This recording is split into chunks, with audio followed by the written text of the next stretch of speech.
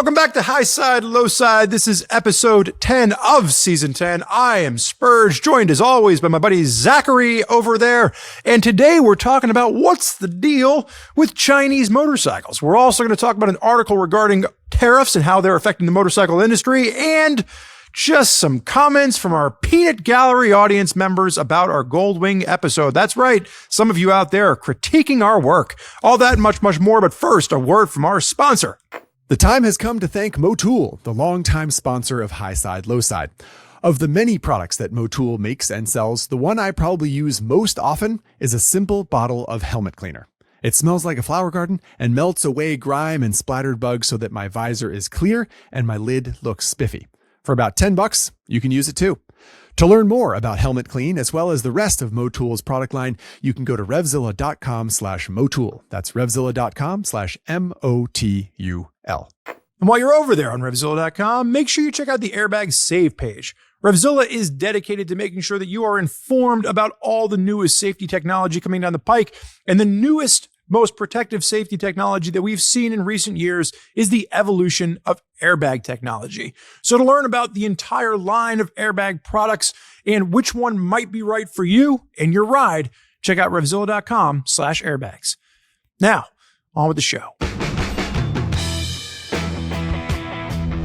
Okay, everybody, here we go.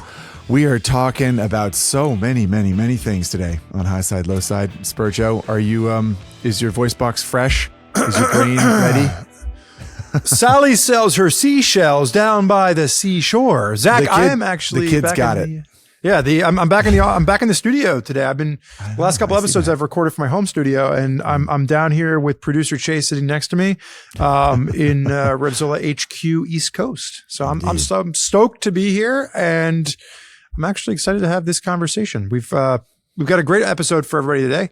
We're gonna kick off the whole shebang with an article, and Zach and I originally wanted to discuss this article in a separate episode, but then it didn't really work out, and we actually found that it was gonna probably be pretty pertinent for kicking off this episode, don't you think, Mr. Quartz? For sure. So we're going to talk about the Chinese motorcycle market in so much, mostly how it affects us here in North America. But our lovely colleague Dustin over at Common Tread wrote an article recently, well, when you're listening to this, a little bit less recently, but sometime in early summer of 2025, called Motorcycle Industry Uses Surcharges, Other Approaches as First Wave of Tariffs Begin. Basically what this is a quick sort of take on the first wave of tariffs that have been applied to imported goods into the United States by the current U.S. administration, and how it's affecting the motorcycle industry. We started noticing surcharges on websites. KTM and Kawasaki specifically, I think, is where it started. There would be actually a number listed next to the bike. So it'd say like MSRP $7,000, freight and destination charge $395, and then like import duty tax or import duty fee, $700 or $1,200 or whatever it was. And so this is a reactionary measure from the motorcycle industry. And Dustin did a good job sort of scraping all that stuff together and putting it in front of you as a quick piece of information. Not that it's easy to keep up with how fast things are changing these days. Yeah, I think that's the key, is that this is something that I think all of us as motorcyclists are probably aware of, in the fact that it's going to affect our pocketbooks. I was actually going back and forth with a buddy on Instagram this morning who posts Facebook listings of people selling used bikes for more than the MSRP, and one of them was an Ibex. It was a person selling an Ibex 450, a CF Moto Ibex 450 for like $9,000. And I think the MSRP on that bike is like $6,500 or something. $6,500. Something like that. Yeah. And he's like, you got to be out of your effing mind. And he's just like, but it's like I bought it. I put a skid plate on it instead of handguards. It's got 800 miles on it. I'm now selling it for a $2,000 markup. And I think the question is like, is that the world that we're getting back into? Everybody that bought a motorcycle, myself included, during the whole like COVID boom of used motorcycles and a lack of new ones, I overspent for my 890 rally, and I think there were a lot of people that were spending money because they wanted to buy a motorcycle and they had the money to spend. And Right. Are we going to see that happen again as a result of some of these tariffs? The other piece of this article that we wanted to be transparent with, because Common Tread, Highside, Lowside, our content is produced under the parent company of RevZilla. Yes. We sat down with some of the executives at RevZilla and asked, how are we addressing tariffs? Are we going to be labeling it on the site, anything like that? And it's just because overall, full disclosure, RevZilla sells things that are made in China. yeah, or just around the globe. I mean, most of the stuff that we sell is globally imported. So not just China. And I think this, for what it's worth, this tariff article is about global tariffs, not just tariffs applied to China. Fair.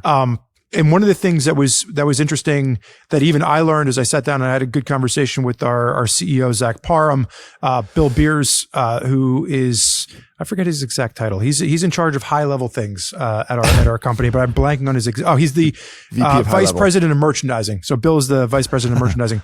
Right. But a lot of what we've been trying to do is work with the distributors and with the brands that we carry to say, listen, if you give up a little bit of margin, we'll give up a little bit of margin, and then the price will only have to go up a little bit.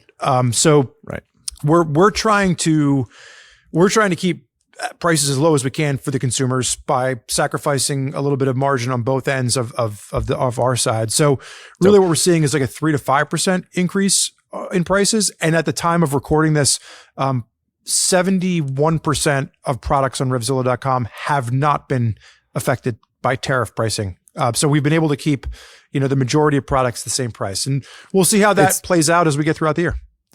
It's the 71% that you're not looking for, but never mind that. That's a good takeaway, and I'm glad you brought that up, Spurge. And I'm glad that we like to be, transparent with that kind of thing, especially since we represent a company that is playing in the commerce court. Aside from that takeaway, two others from where I'm sitting. One, a big takeaway from this article that Dustin wrote, again, it's called Motorcycle Industry Uses Surcharges and Other Approaches as First Wave of Tariffs Begin. That article tries to inform you as best as possible to look at the motorcycle's price specifically for that and ask, be critical and ask the dealer, ask the manufacturer, ask whoever you can. If you're buying a new motorcycle, just keep an eye out for that, because that is something that's a new lever for a company to pull, because they have a reason to do so. So just keep an eye out for that. That's kind of one of the main things we wanted to put across to you if you're shopping for a new bike or if you know someone who is. Number two takeaway, Spurge, and I'd like to transition into the conversation now. I love it. Because the topic today is the Chinese motorcycle market, Chinese bikes, our experience with them. Do we think they're good? So on and so forth. There's lots of discussion to come. One of the things that we are not going to be talking about is tariffs. We're not going to be talking about how the current import duty rate affects the price of each individual motorcycle that's coming into the United States or into Europe or into a specific country somewhere. That's not one of the things we're going to talk about. And that's because if we did, there's a good chance by the time you're listening to this podcast, the information is incorrect.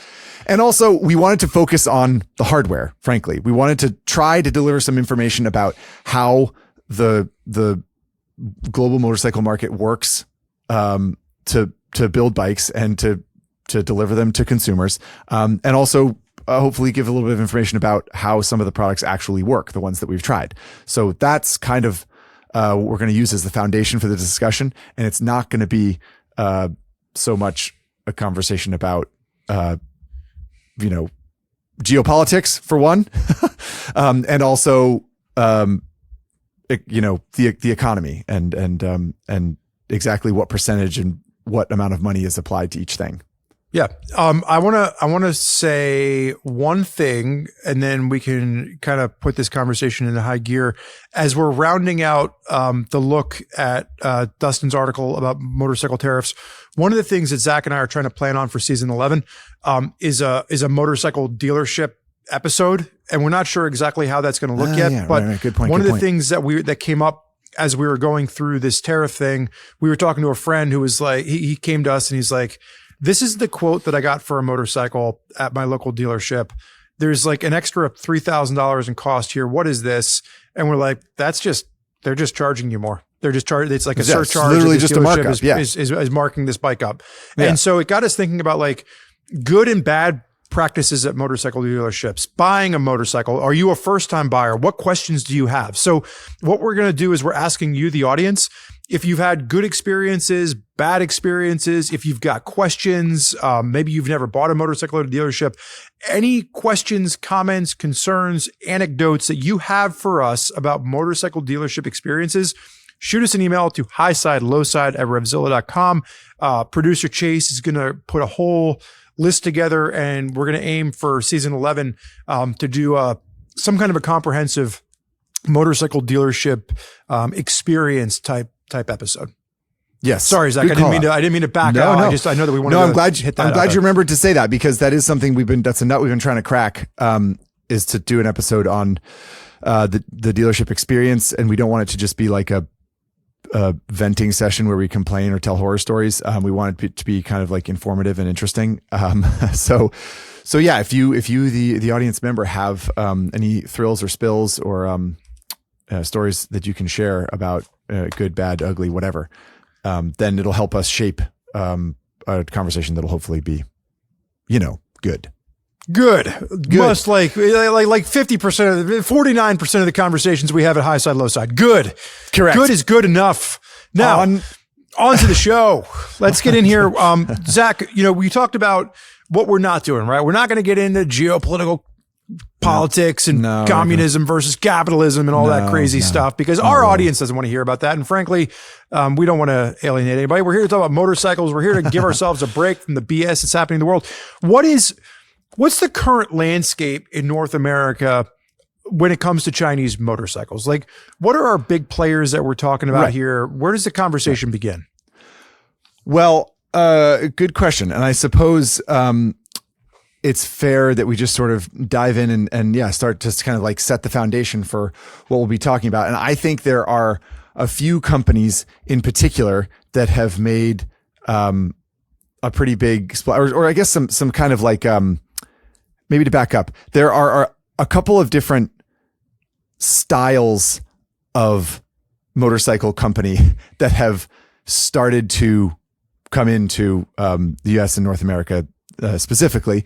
And in my mind, one of them is Chinese companies that are building motorcycles and selling them under their own banner and like CF Moto, for example, or CSC or Kove, which we'll talk about later, has the sort of a Dakar. I have to remind myself that it's Kove. I have to. I don't actually know. We have a friend who bought one, and he told me it was Kove. So if I say Kove, you're going to have to correct me, though. It's right. Kove. Or we're just going to say that we don't know what it is. Sorry, I'm writing this down phonetically right now, so I don't want to make this mistake. Kove. So companies like that are selling motorcycles. There are also companies that are brands that you feel like you might recognize, like Benelli or Moto Marini, or depending on where you are in the world, AJS, I think, has a couple of bikes that are being imported, sold, and they are Chinese built motorcycles. They have sort of rejuvenated the brand that people might recognize, and are using some amount of that, I don't know, heritage and design pedigree, perhaps you could argue. But they're revitalized brands that people might recognize and being sold with a new, supply chain flow, and i.e. they're built in China. And so speaking of revitalized brands, you also have brands like KTM and BMW that are partnered with Chinese firms for certain models in their lineup. The F900 series, build engines, and the 790 series for KTM, and then the smaller ones. Yeah. So the point is, as we talk through this stuff, we might make some references to sort of like, if we say like, the CF Moto something, and it sounds like we're talking about a more legitimate company in our mind's eye, it's probably because that, for me anyway, I guess I won't speak for you, Spurge, but for me, a company like CF Moto is a company that's been making motorcycles for quite some time now. And we'll talk about some of the evolution in a minute here, but I feel like that's a company that has a pretty solid foundation and a pretty solid foothold in producing actual product and shipping them to customers just like any other motorcycle company in the world. Whereas a company like Moto Morini is a little bit different business model, and in my mind is not on quite the same solid ground as a full Chinese firm, if that makes sense. Yeah, I think that probably CF Moto is a great place to start. So I think for this conversation, as we're thinking about the three major brands that are Chinese firms, CF Moto and Kove. Kove is obviously the one that's really been in the news recently for the rally bike that they brought in, and they're one of the newer ones. CSC is a little bit of a different story in the fact that it's CSC stands for California Scooter Company, founded in, I think it was 2008 by a gentleman named Steve Seidner. And I met Steve back in like 2017 or 18 when I did a CSC review back then. And he actually imports Chinese motorcycles and then rebadges them. And they've got an interesting distribution model that I want to talk about. But I think CF Moto, of the three, CF Moto is probably the place to start as far as like who they are and their history in the market, not just in the US, but also in their longevity within China. Yeah. And so I guess anecdotally, I'll say that the one of the earlier memories I have of CF Moto was when I worked at Motorcyclist Magazine and we ran a first ride of a CF Moto sport touring bike kind of thing, that a contributor of ours went to Australia to ride because they were not being imported to the United States at that time. This was 2017 or 2016 or something like that. This was, give me a minute here and I'll be able to look up the name of it. What was it called? Nope, I lost it. Anyway, it was basically a 650cc twin cylinder, parallel twin engine. It was basically a Kawasaki Ninja 650 or Versa 650 engine clone, and put into a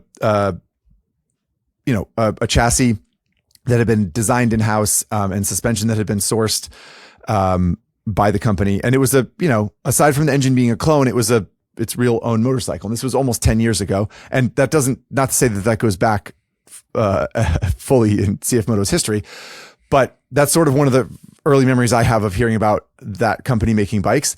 And I feel like there are a lot of people that probably have heard the CF Moto name in the past few years, seeing branding in Moto3 or in World Championships, or seeing the line of adventure bikes that have hit our market here in North America in the past couple of years. But it goes back a lot further than that. And I think that that's one of the reasons I would say, Spurge, for me, I don't know about you, that it feels, the new products feel a little bit more legitimate because there is clearly a foundation there from the company, and they've been building bikes for a while now and have made progress in a way that's significant. So I'm going to put on my history teacher cap. This is my favorite part of the podcast. Yeah, do it. So CF Moto was established in 1989, before some of you listening were even born. That's how long they've been around. They did start importing into the United States around 2007. And in 2011, they opened up a new distribution center. They currently have a dealer network of over 600 dealers in all 50 states, including Hawaii and Alaska. So I think, to Zach's point, this is not some brand that, even though you might have just heard about an Ibex 800 or an Ibex 450, 2 years ago, this is a brand that has been actively trying to break into the American market for almost 20 years at this point. They've got a great distribution network. A lot of people outside of motorcycling are probably really familiar with CF Moto for side-by-sides and four-wheelers and UTVs, because that's where they really made their name for themselves. And now they're getting into more of the motorcycle line. So definitely a brand that is probably the most historical of the firms that we did our research on in America. And to drop another couple factoids on you, I learned in doing some of my research that CF Moto recreational vehicles are sold in 70 countries, 70. So it is a global brand. I mean, the company is distributing vehicles to a lot of places on Earth. And actually, the place I learned that factoid was by doing some research at the Kiska Design website. Kiska Design is famously the firm that works with KTM to design KTM's, let's say, striking motorcycles. And Kiska works with CF Moto as well. So CF Moto signed on with Kiska as a design house. And I think that is just another kind of, I don't know if it's a feather in CF Moto's cap or whatever, but like, I think it lends itself to the legitimacy of the firm, like it's a global company selling machines on a global scale. And it is partnering with, well-known, if not renowned, design houses to, produce motorcycles. It's not as flimsy an operation as it probably was a couple decades ago. And nor is it as flimsy an operation as some of the Chinese motorcycles being produced today are, frankly. So you talked about a colleague years ago that went overseas and rode a CF Moto. What was the first CF Moto that you personally rode? Good question. Yeah. So I looked up that article, by the way. I had it on my tabs here. Just had so many tabs open. You guys know how it is. This was the CF Moto 650 MT. Okay. And the MT badging is now used for, on the global market anyway, used for the adventure bikes, but this was not an adventure bike. It was more like a Versa 650 looking thing. Anyway, and like I said, it was a Kawasaki clone and engine clone. And even though like some of the suspension mount, the shock mount's the same and that kind of thing. But they were starting to get into like, it had shad saddlebags on it. It had like, I think it had J1 brakes. So it had like some, it was starting to already at that point be globally sourced and that kind of thing. To answer your question, Spurge, first CF Moto I ever rode. Gosh, it might have been, what was that, 4 or 5 years ago or something like that. The 650 Adventura, I think is what that bike is called. We did a test here at RevZilla between the 650 Adventura and I believe the Triumph Tiger Sport 660 and the Kawasaki Versa 650, because they're all these sort of like 600 something cc simplified tall rounder sport touring-y 17-inch wheel type things. Now that 650 Adventura, I'm inclined to look that up now just to see if that's a bike that they're still producing. It is not a bike that they're still producing. It is not. Okay. According to their most recent website. Gotcha. Well, so that bike was in that case, perhaps the last, it looks, I'm seeing it from 2022, but I think it was before that. So that perhaps was the last vestige of that, Kawasaki clone, production. Basically it was a Versa 650 knockoff, if we're just sort of calling a spade. That was the first bike I think that was the first bike that I rode. Spurge, before I get into how I felt about that bike, I want to know about you. What was the first CF Moto you rode? Do you remember? Yeah, it was the Ibex 800. It would have been 2023. I think we got to ride them just right before they hit the market. We were at Get On Adventure Fest out in Mojave. Right. And we got to ride them off-road, on-road.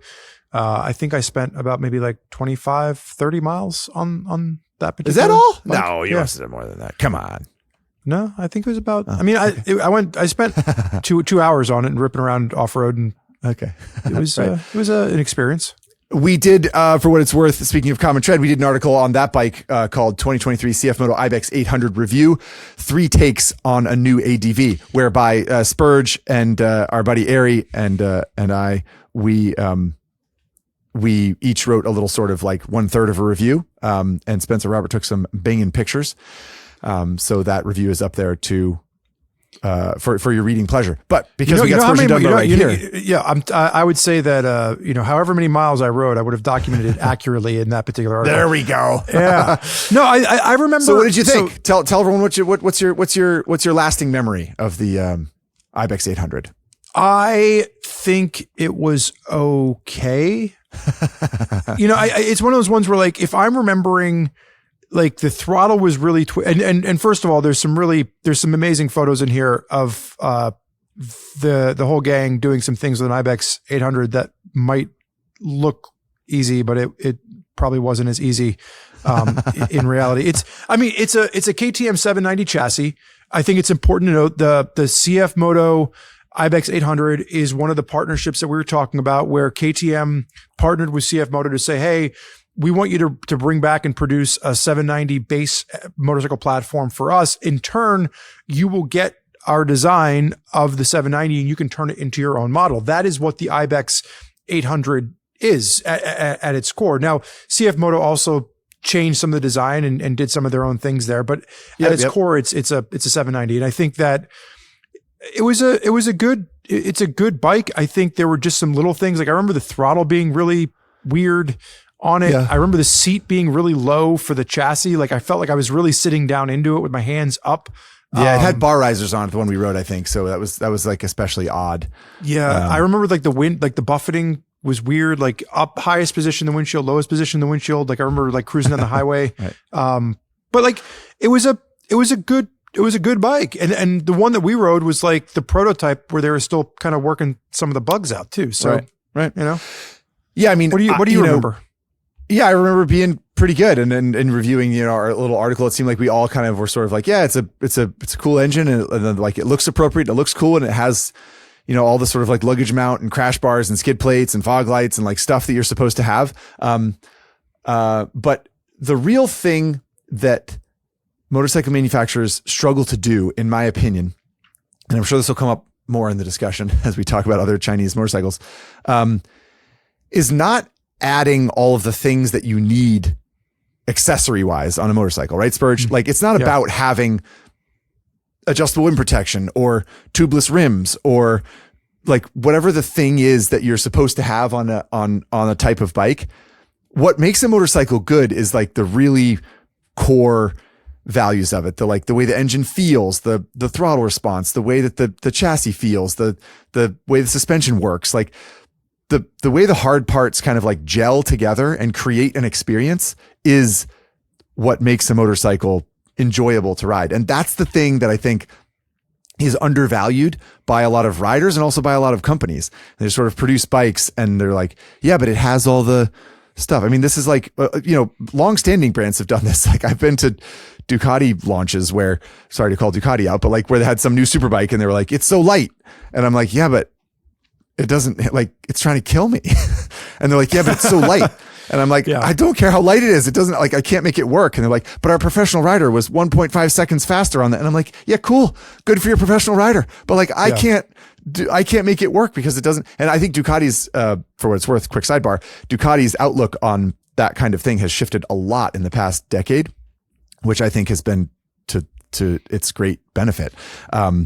And it's a recognition that is difficult to make. And to get back to your point, Spurge, I think that's one of the things that the CF Moto Ibex 800 did that we were left scratching our head. There's a little bit of like, you know, there's some throttle response stuff that you're like, that's a little weird, and some kind of like fit and finish stuff that's a little weird. Like the dash is like bright and beautiful in this like full color TFT, just as it should be. But then when you use some of the menus, you're like, what are we doing? Like, trying to get things to change in the menus was really off. Yeah, I think the term that I used was the Ibex 800's throttle wanted to get the party started in every mode. If you're in rain mode, didn't care. It wanted to just give you all the power to the rear wheel. And I'm like, I don't think these modes are doing anything. Like this bike is like this, the throttle, you would breathe on it and it would just try and flip you over the handlebars. So it was twitchy. So I'd like to transition from the Ibex 800 to two other bikes that I think are the Papio. I've been waiting to talk about the Papio too. Oh, that's right. I forgot about the Papio.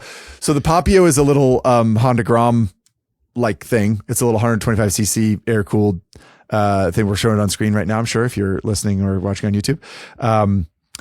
And it looks cool. It honestly looks, especially the like sort of the SS one, I think. Yeah, the SS one. Like, it looks really cool. Yeah, it's got these like twin round headlight thing. It like looks way cooler than a Grom.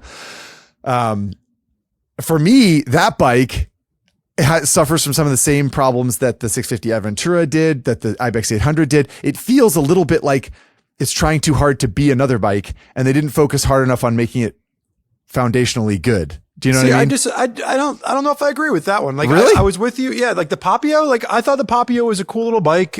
Zach and I both got a chance to spend some time riding that around, down in Birmingham, Alabama, when we were filming the Drixton episode. You know, I think the problem here is that at $3,300, you're competing directly with, and what's the price of a Grom?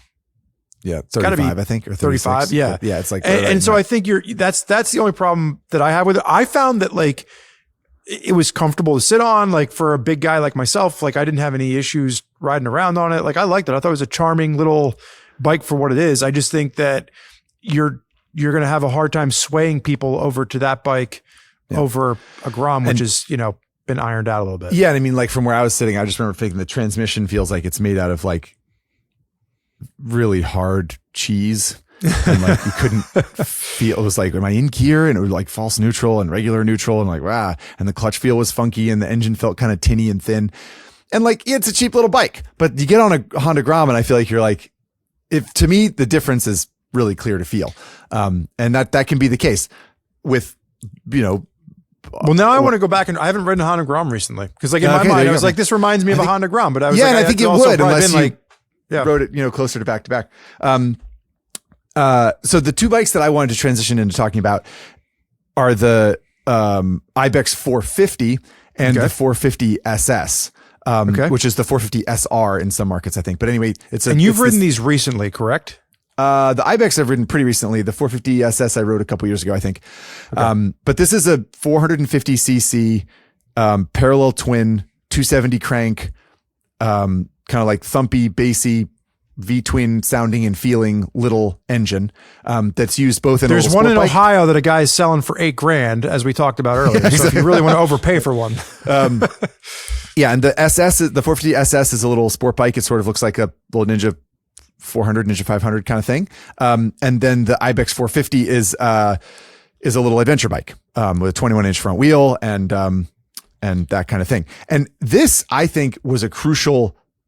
For me, like in my journey, my relationship with CF Moto, these two bikes were really crucial steps because this is, as far as I understand it anyway, unless I'm getting this completely wrong. And if I am, then I'm sure we'll get some emails and some text messages.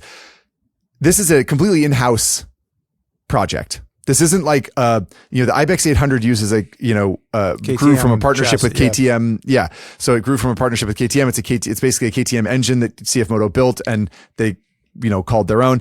The 650 Adventura that I rode years ago is clearly just a Kawasaki engine and chassis clone.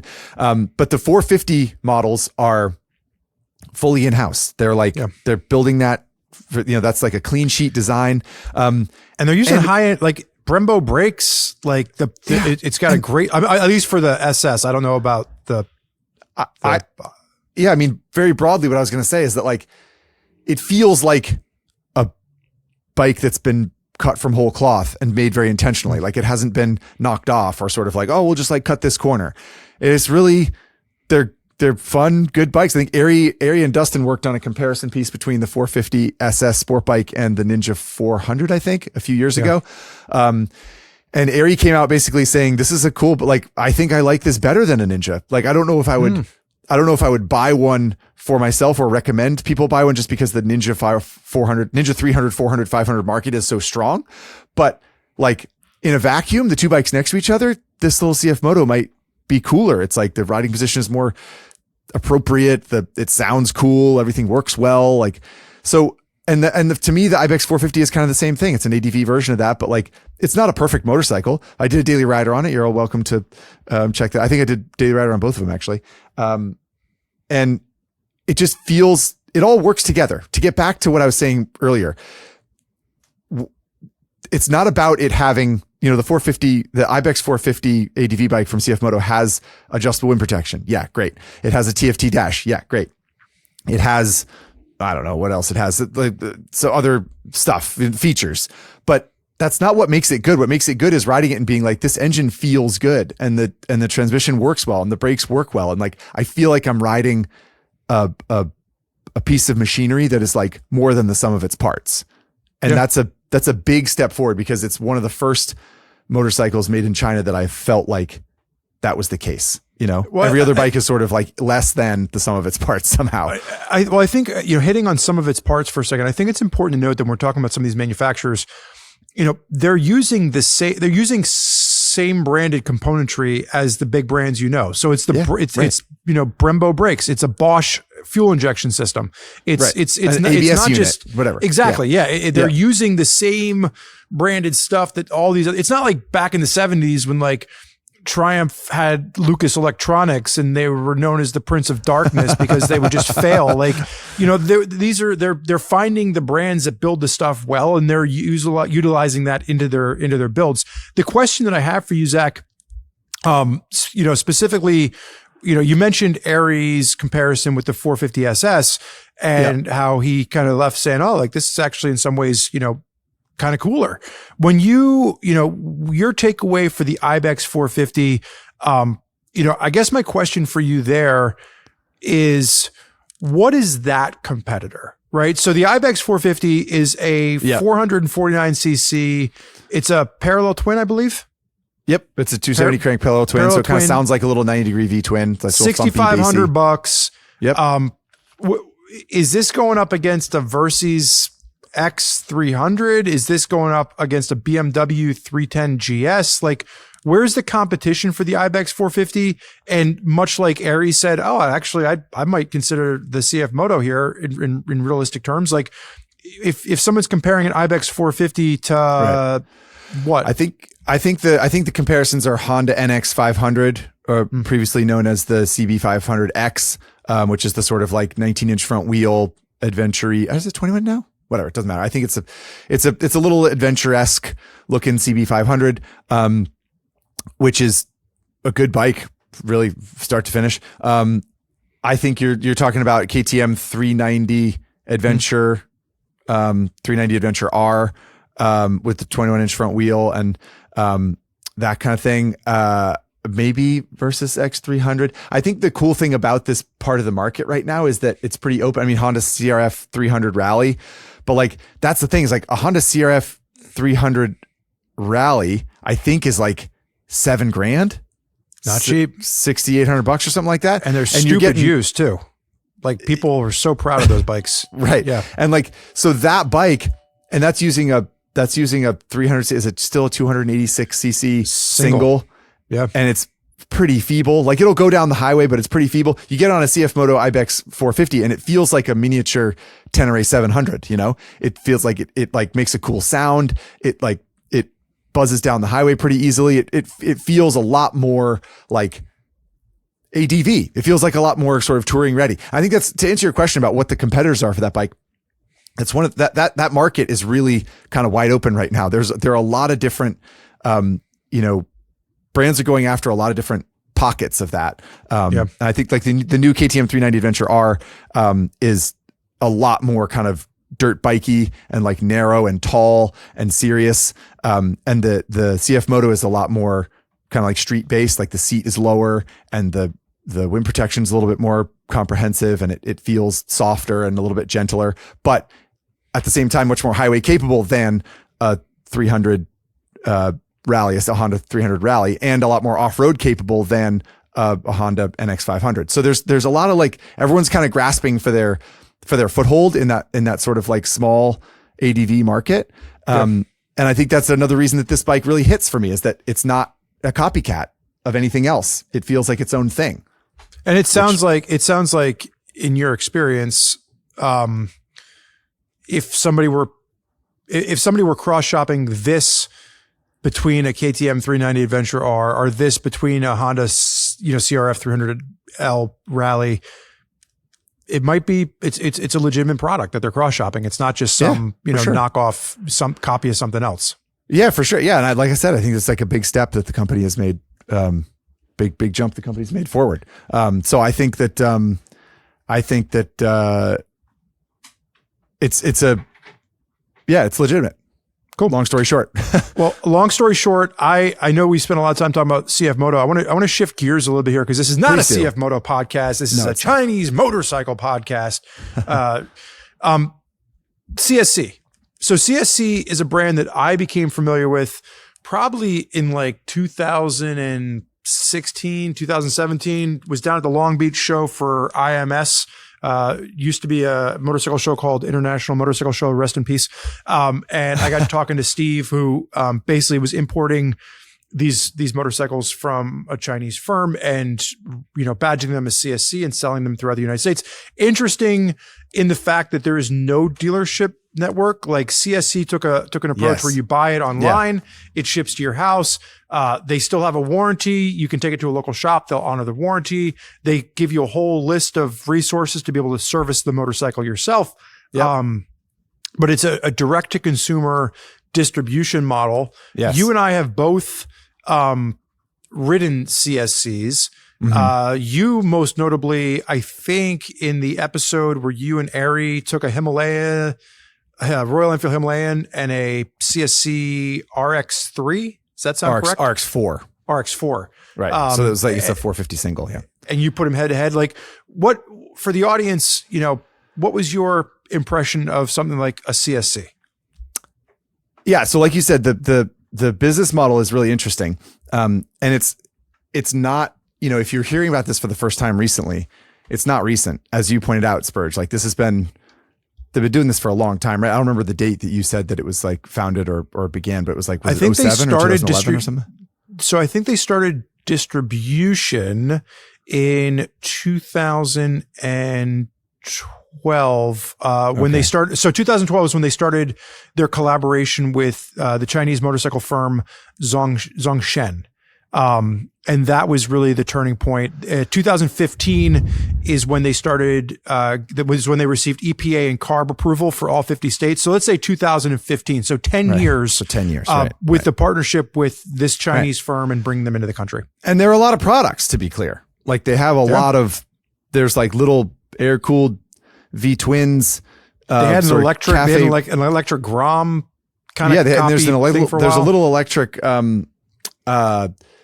adventure bike too. I put that in we reviewed it. It's on the site.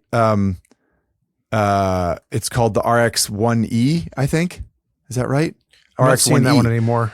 Is it not on the site anymore? We reviewed it a couple years ago. Anyway, the point is, there are a lot of products so there's a lot of variety, available in the CSC catalog. And that's kind of attractive and appealing. And they're also affordable, which is attractive and appealing.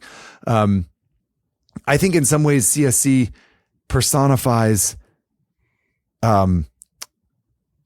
people's fears about Chinese motorcycles in a couple ways. One, because the business model is so different, right? That I don't think that's a flaw necessarily. It's to some people, it's an advantage. But it is very different than like, I'm going to go to my dealership and buy it. And then these are the people that I can talk to. Like you're buying it straight from the company and they're going to ship you a box and you're going to like kind of put it together and be like, cool, I got a motorcycle now. And the company's going to hold your hand to some extent and help you maintain it and take care of it. But it's not the same ownership experience. And I would say the products overall, everyone that I've experienced, is a little weird. It goes back to what I was saying about, features equaling quality.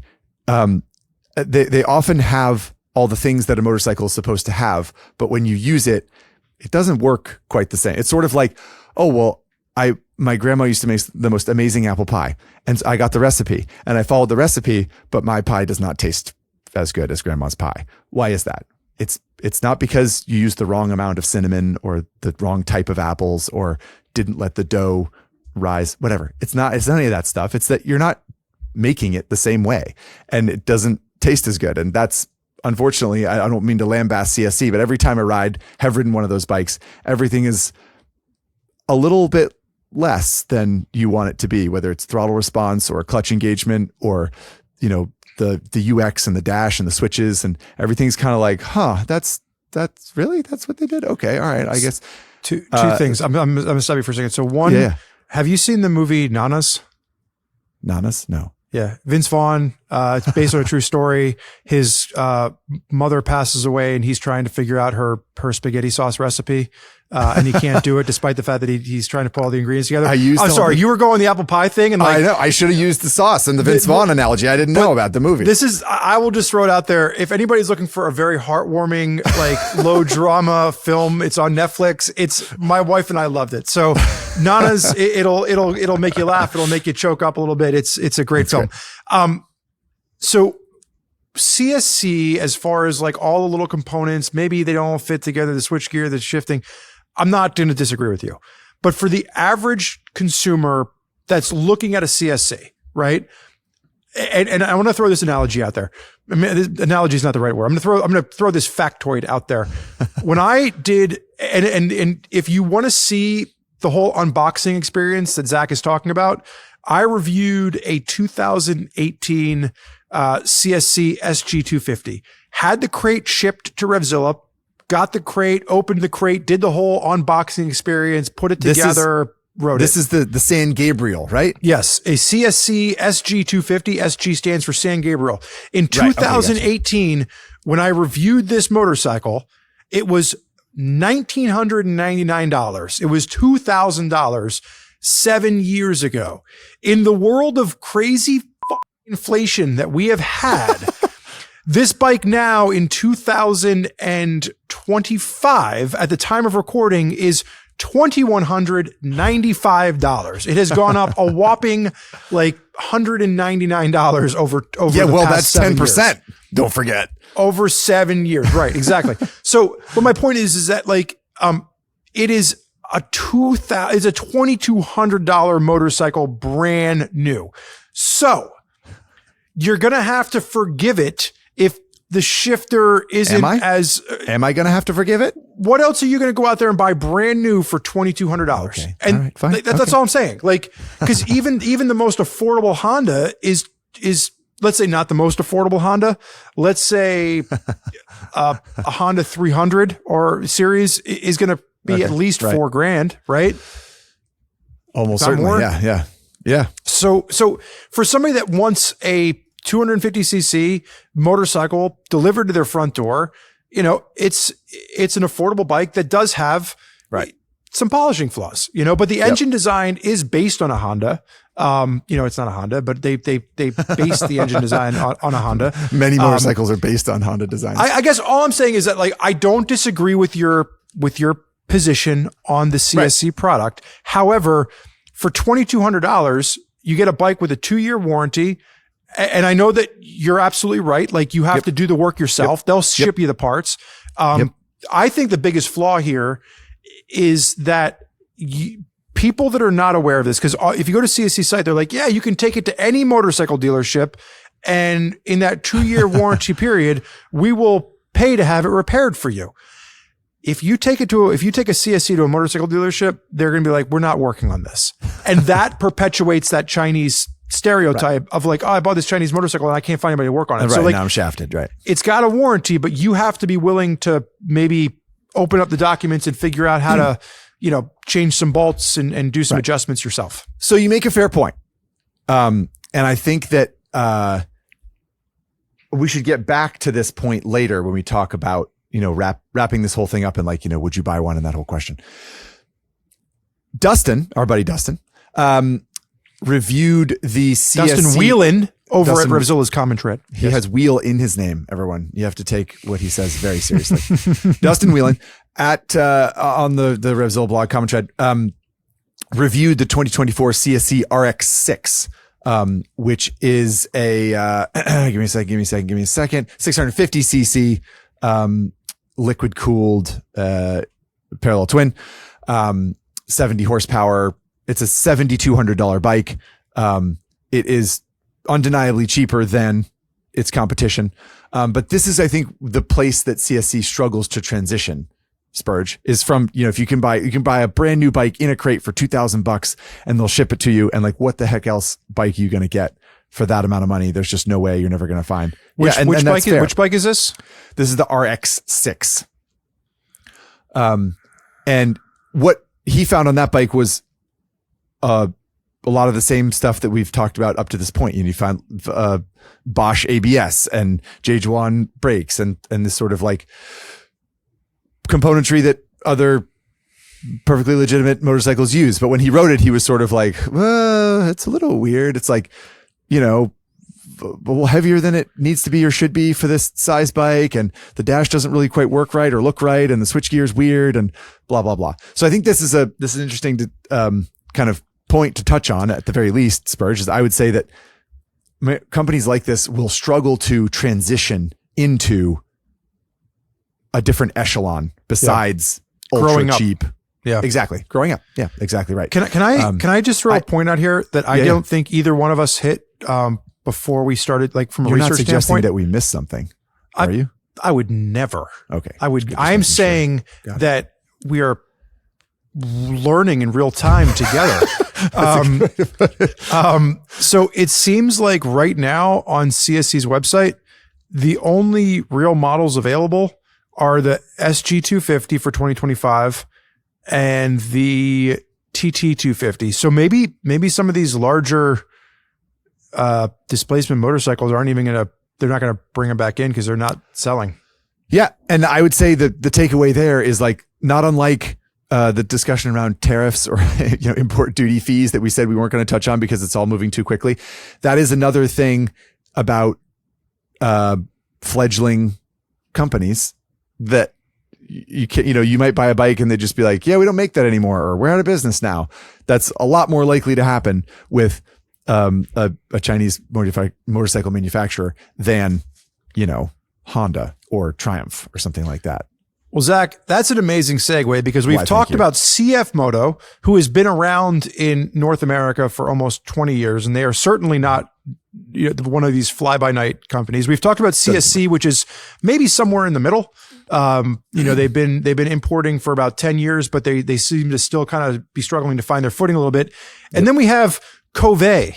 I wrote it down phonetically. Nice. So is that the beef?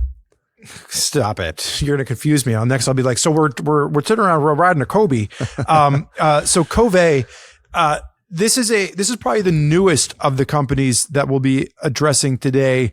US expansion really began in June of 2022. The company itself being founded in 2017. So when we're looking at Kove, like what are the thoughts? What are the concerns?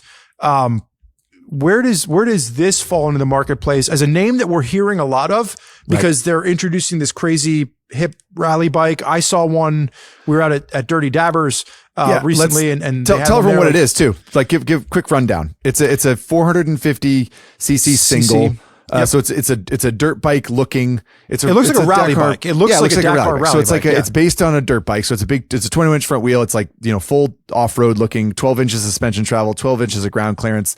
450 liquid cooled single.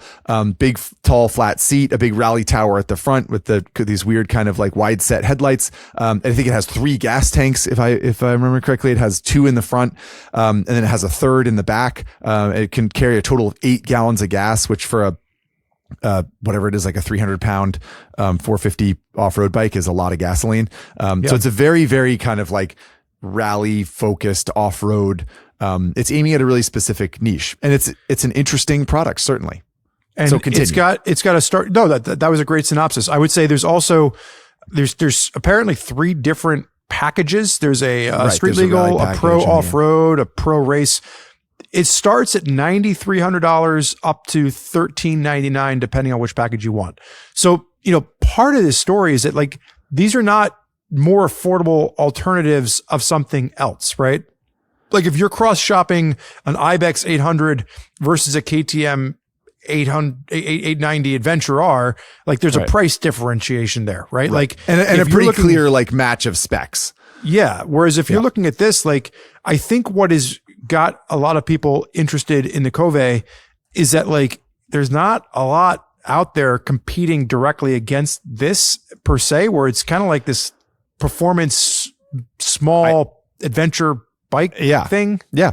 I did see, 2 things there. One, I did see a review that pointed out that KTM sells I think what's it called? It's called the Rally Pro, or it's the Kove 450 Pro package or something like that. The $14,000 one, highest spec one. That one I think is not street legal. Yeah, Pro Race, whatever. That one's not street legal, I believe, and it's literally a competition, like a proper rally bike. Yeah.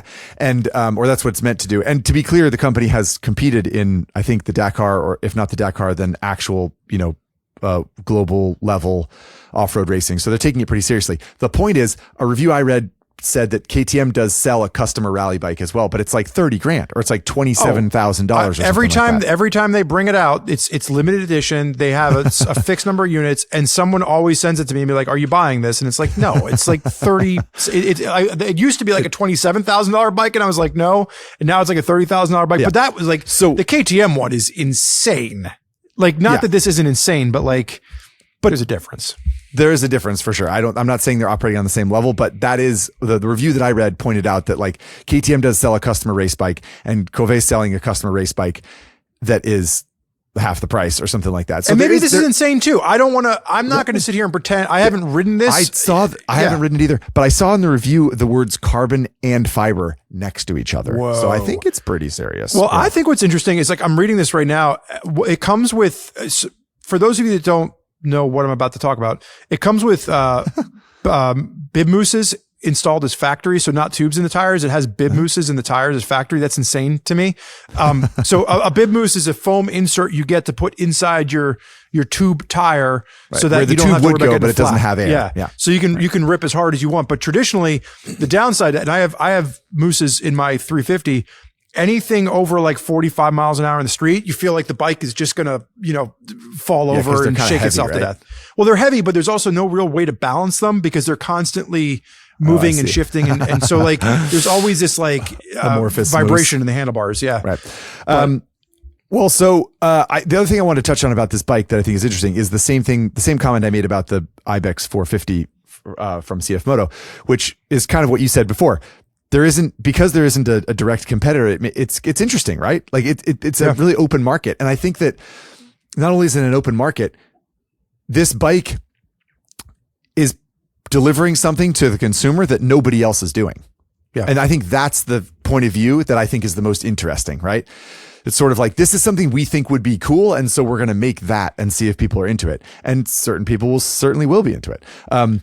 I think that is, if nothing else, admirable, that they're like looking for holes in the market and being like, cool, we can produce this thing that nobody else is doing. It's not the same thing as like, okay, cool, Honda has a CRF 300 rally, so we're going to make the Kove 350 rally, and it's going to be a 350cc single cylinder liquid cooled thing that's like kind of like the Honda, but it's kind of not.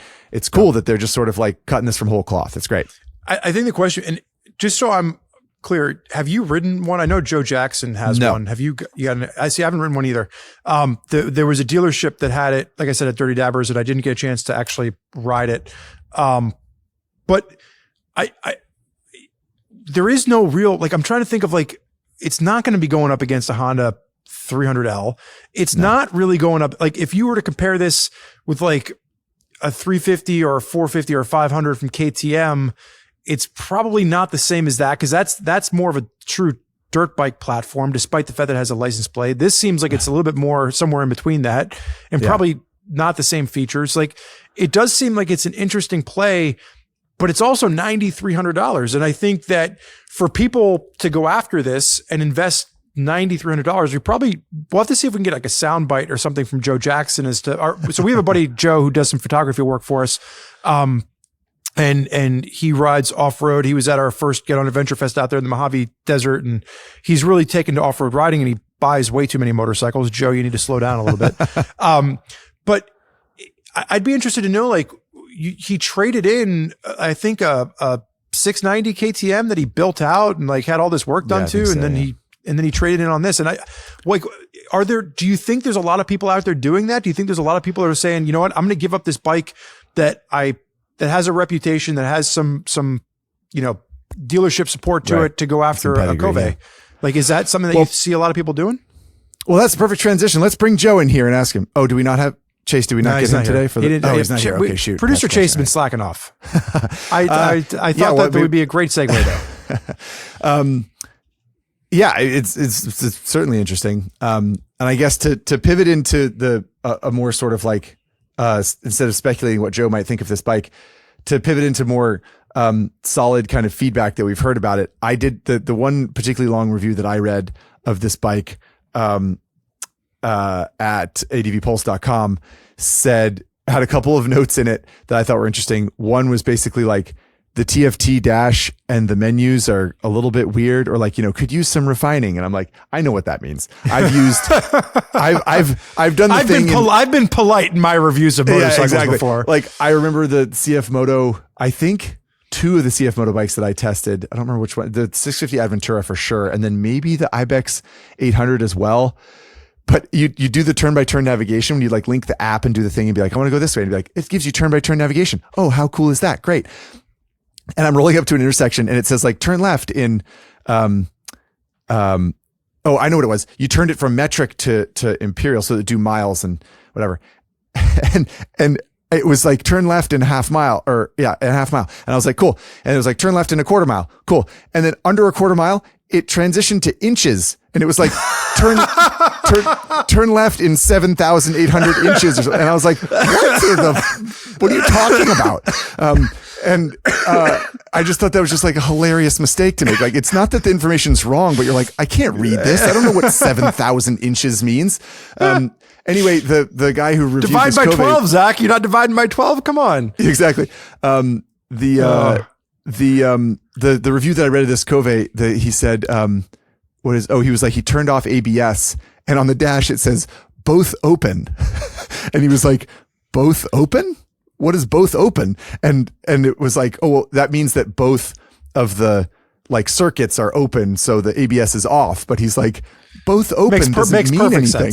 Makes perfect sense. So I think this is the kind of thing with Chinese bikes, as rad as they can be. Like sometimes it's like it's a language translation thing. Sometimes it's a unit translation thing. Sometimes it's some other little quirk that you're kind of like, I didn't see that coming, but what a strange thing. Well, the one bike, that I want to kind of wrap this up on, that we do to take a break from Motul. Kove also announced recently, an 800X rally. And again, you get my attention as soon as you throw rally into the word rally title. In there. But now we're looking at a bike that is $13,000. It's got some impressive specs to it, like a sub 400 pound dry weight, 95 horsepower, like lightweight, middleweight adventure bike. Definitely based on the photos and the positioning, they're going after a more aggressive audience. But do you think that this is something, to your point earlier about like, this is where Chinese firms struggle, is they're starting to go into a higher price point market. Do you see people cross shopping, or in your mind, do you see people cross shopping an 800X rally against a 890 KTM? And maybe that's the perfect example, because right now people are really confused about the future of KTM and what's going to happen there. Yeah, I mean, and maybe, for me, this is a tricky thing right there. Like you said, that it's moving into a market that's crowded, and all of a sudden you're like, do I want? They claim 85 or 95 horsepower. 95 horsepower. Yep. And so, but am I going to buy this instead of a 10RA 700? Like, I don't know. There's a review up on Cycle News that Jesse Ziegler over there, and I like Jesse a lot. I don't say this enough, but Jesse, if you're listening, I think you are a good human being. You make me laugh whenever I see you, and he got a chance to ride one. It's a shorter review. He wrote it looks like a pre-production model. There were definitely some things where it seemed like it wasn't quite ready yet. Like the ABS switching didn't work, but like, I don't know. Like he doesn't say anything bad. He doesn't say anything good. He kind of compares it to a older KTM 950 Super Enduro. But like, I don't know. Like, I just don't know if people are going to be swapping out a regular KTM versus this. And I think it's built on the actual 799 parallel twin platform from KTM. So certainly looks. I mean, it's a 799cc parallel twin engine, right? I'm trying to look at the specs right now to see if I notice anything. No, they don't have. No, I think it shares just the engine. I think it's using. And if anybody out there listening knows better than Zach and I do, but I think it uses the 799 engine, and then it builds a platform around that. Yeah. Yeah. And it's using this, I don't even know how to say it. Yuan or Yuan, maybe it's Yuan, suspension. And it's like, that's not a company that I can even pronounce. And I'm not familiar with it. Never heard of it. It's easy to be like, well, I've never heard of that suspension, so it's garbage. But I think we'll, in the second half of the conversation here, we're going to get into what that means to not know what a suspension company is or not know what a company can do. It doesn't necessarily mean that it's bad. So speaking of the second half of this podcast, let's get in a word from our sponsor, Motul, a name that everybody knows and loves. Yes, and then indeed. we'll be back to talk more about Chinese motorcycles.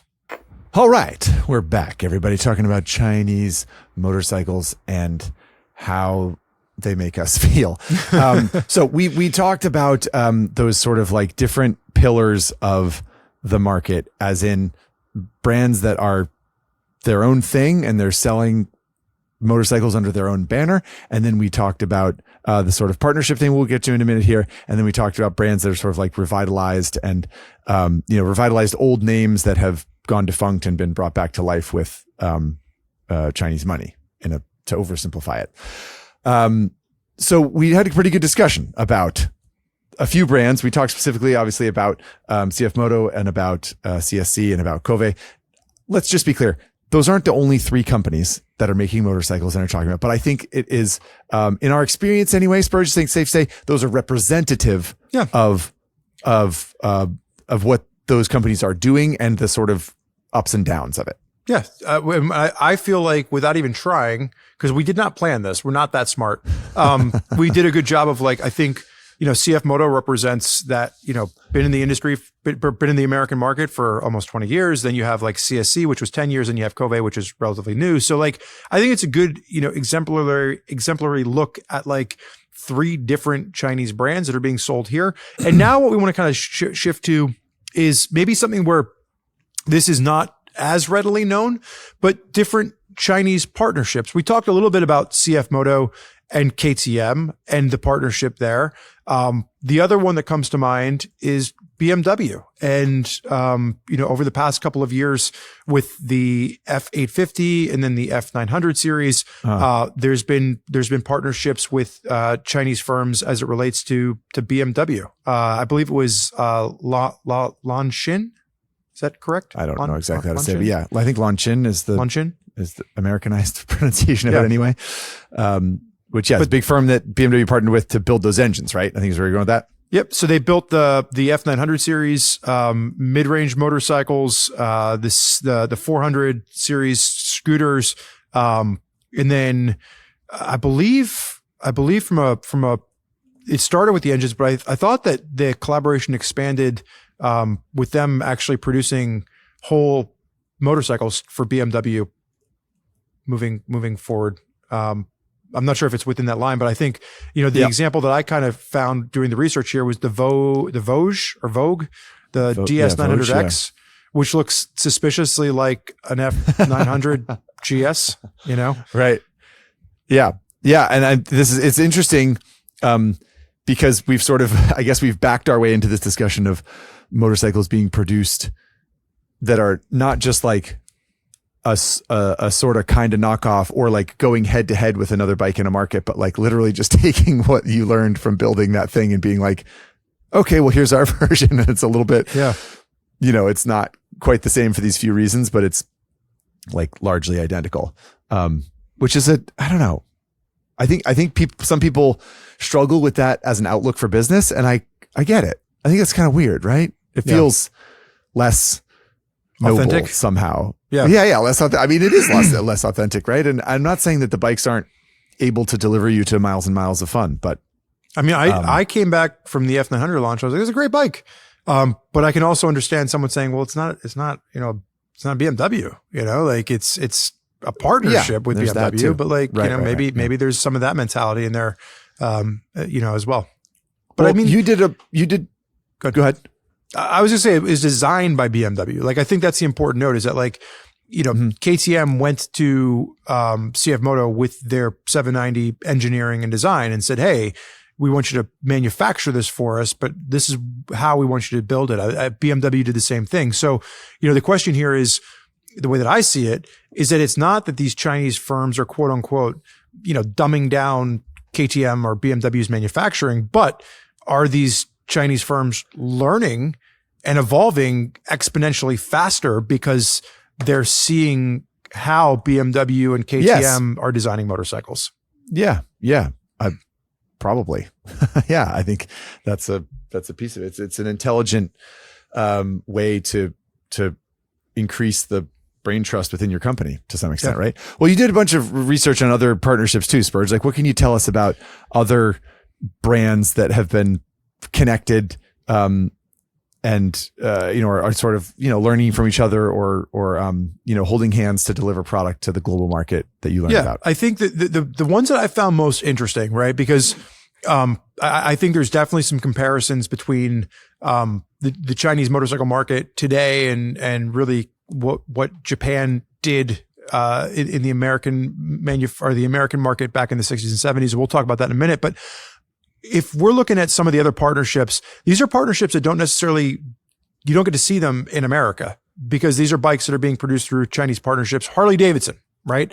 Harley Davidson partnered with QJ Motors, and they're building little X350s and X500s for markets outside the United States, Chinese, Asian markets outside the United States. Honda has a joint Chinese venture where they're building bikes outside of the United States. Yamaha has a Chinese venture. Suzuki has a Chinese venture. MV Agusta has a Chinese venture where they're creating motorcycles, under presumably a Honda, Yamaha, Suzuki, MV Agusta umbrella, and they're selling them in markets outside of Japan, not in the United States, but they're bikes that are produced in partnership with Chinese firms. So it's not just the names that you might be familiar with. You might have heard about KTM and CF Moto. You might have heard about, BMW, and Lanshin, but maybe you didn't hear about some of these other partnerships because they're not bikes that you're seeing here, but there's still reputable brands that are trusting their brand legacy to Chinese firms. Indeed. And just, if one or more of those things that Spurge mentioned were surprise to you or of further interest, I'll point out that our good buddy over at Common Tread that we've mentioned a couple of times here, Dustin Whelan, wrote an article called Harley Restricts Chinese-Made X350 and India-Developed X440 to Home Markets. So there's more information on the Common Tread site about those bikes that Harley Davidson is making for the global market, but not for the United States. And I would like to call out one more time, Spurge, that this research that you did, all the information that you just dropped, super useful and valuable.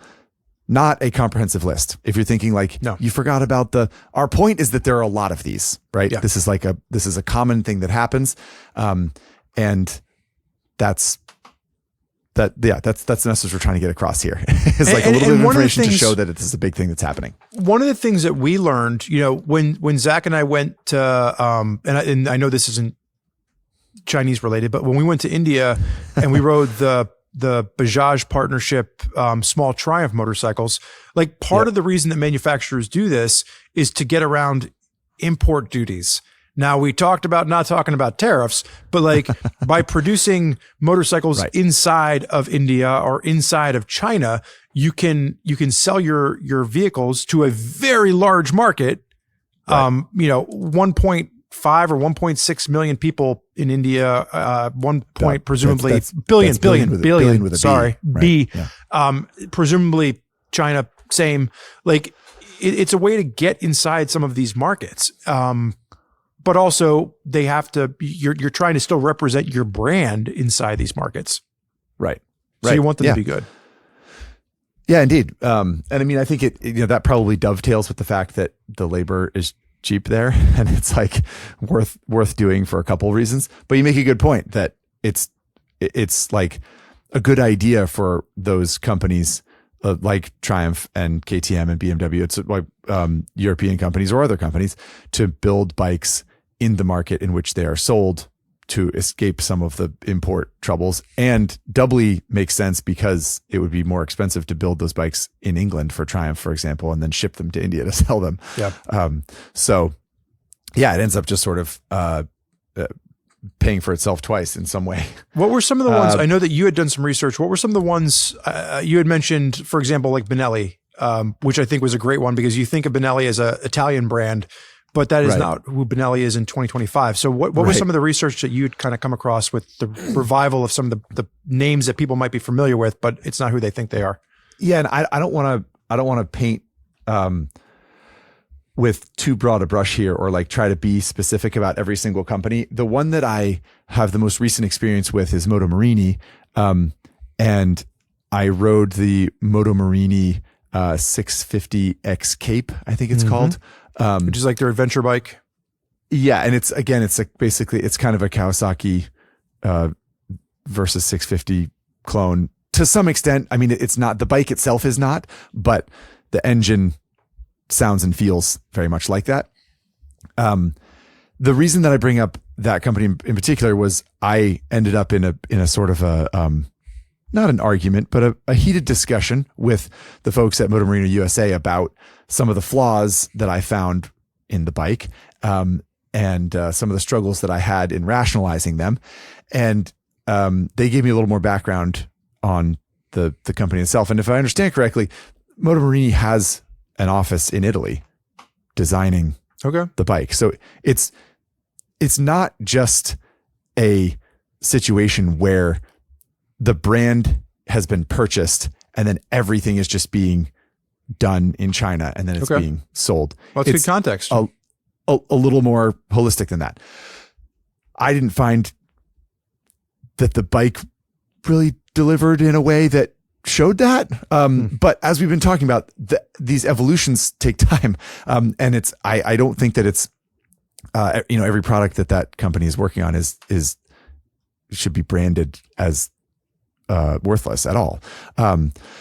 I just struggled with that particular bike. And then, in doing more research on it and talking to the guys at the company, learned more about the way that they're doing it. So I think that I say that in part as another sort of like window into the fact that this is a sliding scale of, there might be some companies that are being revitalized by Chinese financing that is less, less honest and like with slightly less pure motives, than others. And I think that that's something that if you want a particular bike is worth doing the research on specifically. And I know, Benelli, I think there was you had a Benelli around the East Coast office for a while, didn't you? Yeah, a couple years ago. We still have it. We still have it. Anybody want it? You give me a call. Okay. I'm selling it cheap. We'll get rid of it. How cheap? No, cheaper than a $2,100 CSC San Gabriel?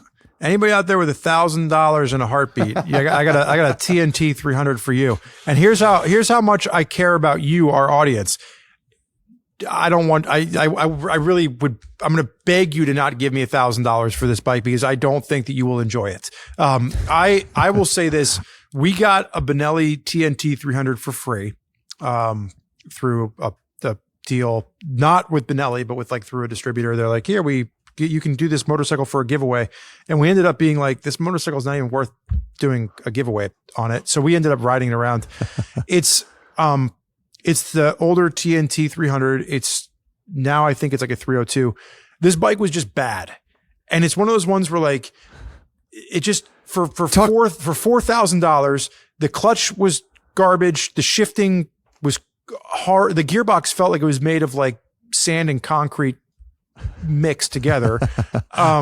It just handled poorly. The ergonomics didn't ever feel right. It just felt lethargic in its power delivery. Everything on it just felt cheap to me. And maybe I'm biased. Maybe I've ridden too many other motorcycles. I don't know. But if I'm looking at this bike for $4,000 and I'm looking at a Kawasaki Z400, anyone out there should go buy a Z400. Just go buy the Z400. If you can't afford it, just wait. But it's the price difference is a couple $100. And the dealership network that Kawasaki represents, in addition to the quality difference, and again, I haven't ridden the most recent one. Benelli's owned by a parent company called SSR. So I didn't do the research that Zach did because this wasn't a formal review. This was just a bike that we had sitting around the office. So I didn't call SSR and see if they actually have offices in Italy where they're designing stuff and then having it made by China. But this was one of those ones where I'm like, this is not as good as a Japanese bike that's comparable, right? And this is something that has comparable motorcycles in its direct path. And if somebody came to me after riding this and said, what'd you think? Should I buy this or should I buy a Honda or a Kawasaki, that it's playing in the same price range, I would have a hard time recommending this bike over a Honda or Kawasaki, Yeah. I mean, this is the thing that I struggled with the Motorini also. Ultimately, it was sort of like, a lot of the feedback that I heard from Motorini was, well, it has tubeless spoke wheels and it has adjustable this and it has this kind of dash on it and it has switchable ABS and it has these features. And I'm kind of like, I don't care. That doesn't that does not a good motorcycle make, right? It's not the same thing as riding it and being like, it works. It works together. It's you making grandma's apple or grandma's tomato sauce, marinara, whatever it was. Nana's tomato sauce. Nana's tomato sauce. But this is the second time you've said that. And I really hope if you missed it the first time, hopefully for those of you listening, whether you are an experienced rider or just a rider, maybe thinking about your first motorcycle and some of these bikes sound appealing.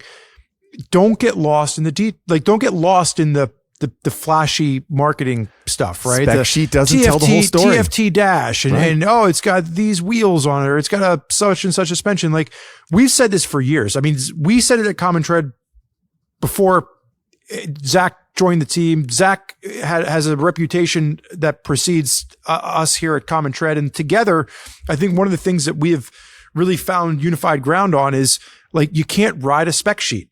Like, you cannot ride a spec sheet. So, like, it's one thing to use a spec sheet to help inform your decisions, but don't use it as the be all end all. And to circle back to another theme we've had in this discussion about Chinese motorcycles is it's pretty hit and miss, right? Yeah. And the TNT 300 is a miss. But Benelli has lots of bikes I'm on the website right now. There's this new Tornado 550, which is like a little sport bike thing. There's a whole bunch of, naked bikes. There's the Leoncino 800, which I saw on a couple of lists that I found on European websites as like Chinese motorcycles that you should consider. I have not ridden a Leoncino 800. The little lion, I believe. Is that what Leoncino means? Anyway, it doesn't matter. The point is, there are a whole bunch of, there's a 125, there's a 250, there's a 500, there's an 800. There's a sort of scrambler one with a high pipe on it. Somewhere in here, and they have big adventure bikes too. They have a 700cc adventure bike and a 500cc adventure bike. Where are you seeing this? I'm on Benelli's site and I'm not seeing this at all. I'm at benelli.com at / the internet. Interesting. I'm at benelli.ssrmotorsports.com. I wonder if one is US and one is different than the other. Yeah, I wonder if one is like the bikes that we have available in the United States. The US representative sent me this website, so that's the one I went to. But maybe it's the wrong website. That could also be the case. The point is, there are lots of products, and like one of those Benellis might be like kind of a treat because they landed on a good recipe and they're making a bike well, and it's like been put together properly. The evolution is really volatile right now with a lot of these bikes. Yeah. I think with that, Spurge, if you don't mind, may I pivot the discussion? I would love it if you pivoted. You brought up this question before, and we've had it on the list for a long time. In fact, it was one of the roots that we held on to for this episode. The question of, are Chinese manufacturers of motorcycles, CF Moto, etc., whatever, and any other ones we've talked about today, disrupting the motorcycle market in the same way that Japanese brands did in the 60s, 70s, and 80s? Is this basically the same thing where we are now part of this generation? Some people in our generation are saying, well, I would never buy from China for XYZ reason. And in the 60s and the 70s and in the 80s, maybe even today, for all we know, there are people that are like, well, I wouldn't buy anything Japanese because of insert thing, whatever it is. And there's certainly lots of parallels, which we're about to talk about, not least of which some of the Japanese motorcycle products that came into the United States initially were of questionable quality, right? They didn't match what people had expected a motorcycle to be from the brands that were prevalent at the time. They didn't leak oil. They started it all the time.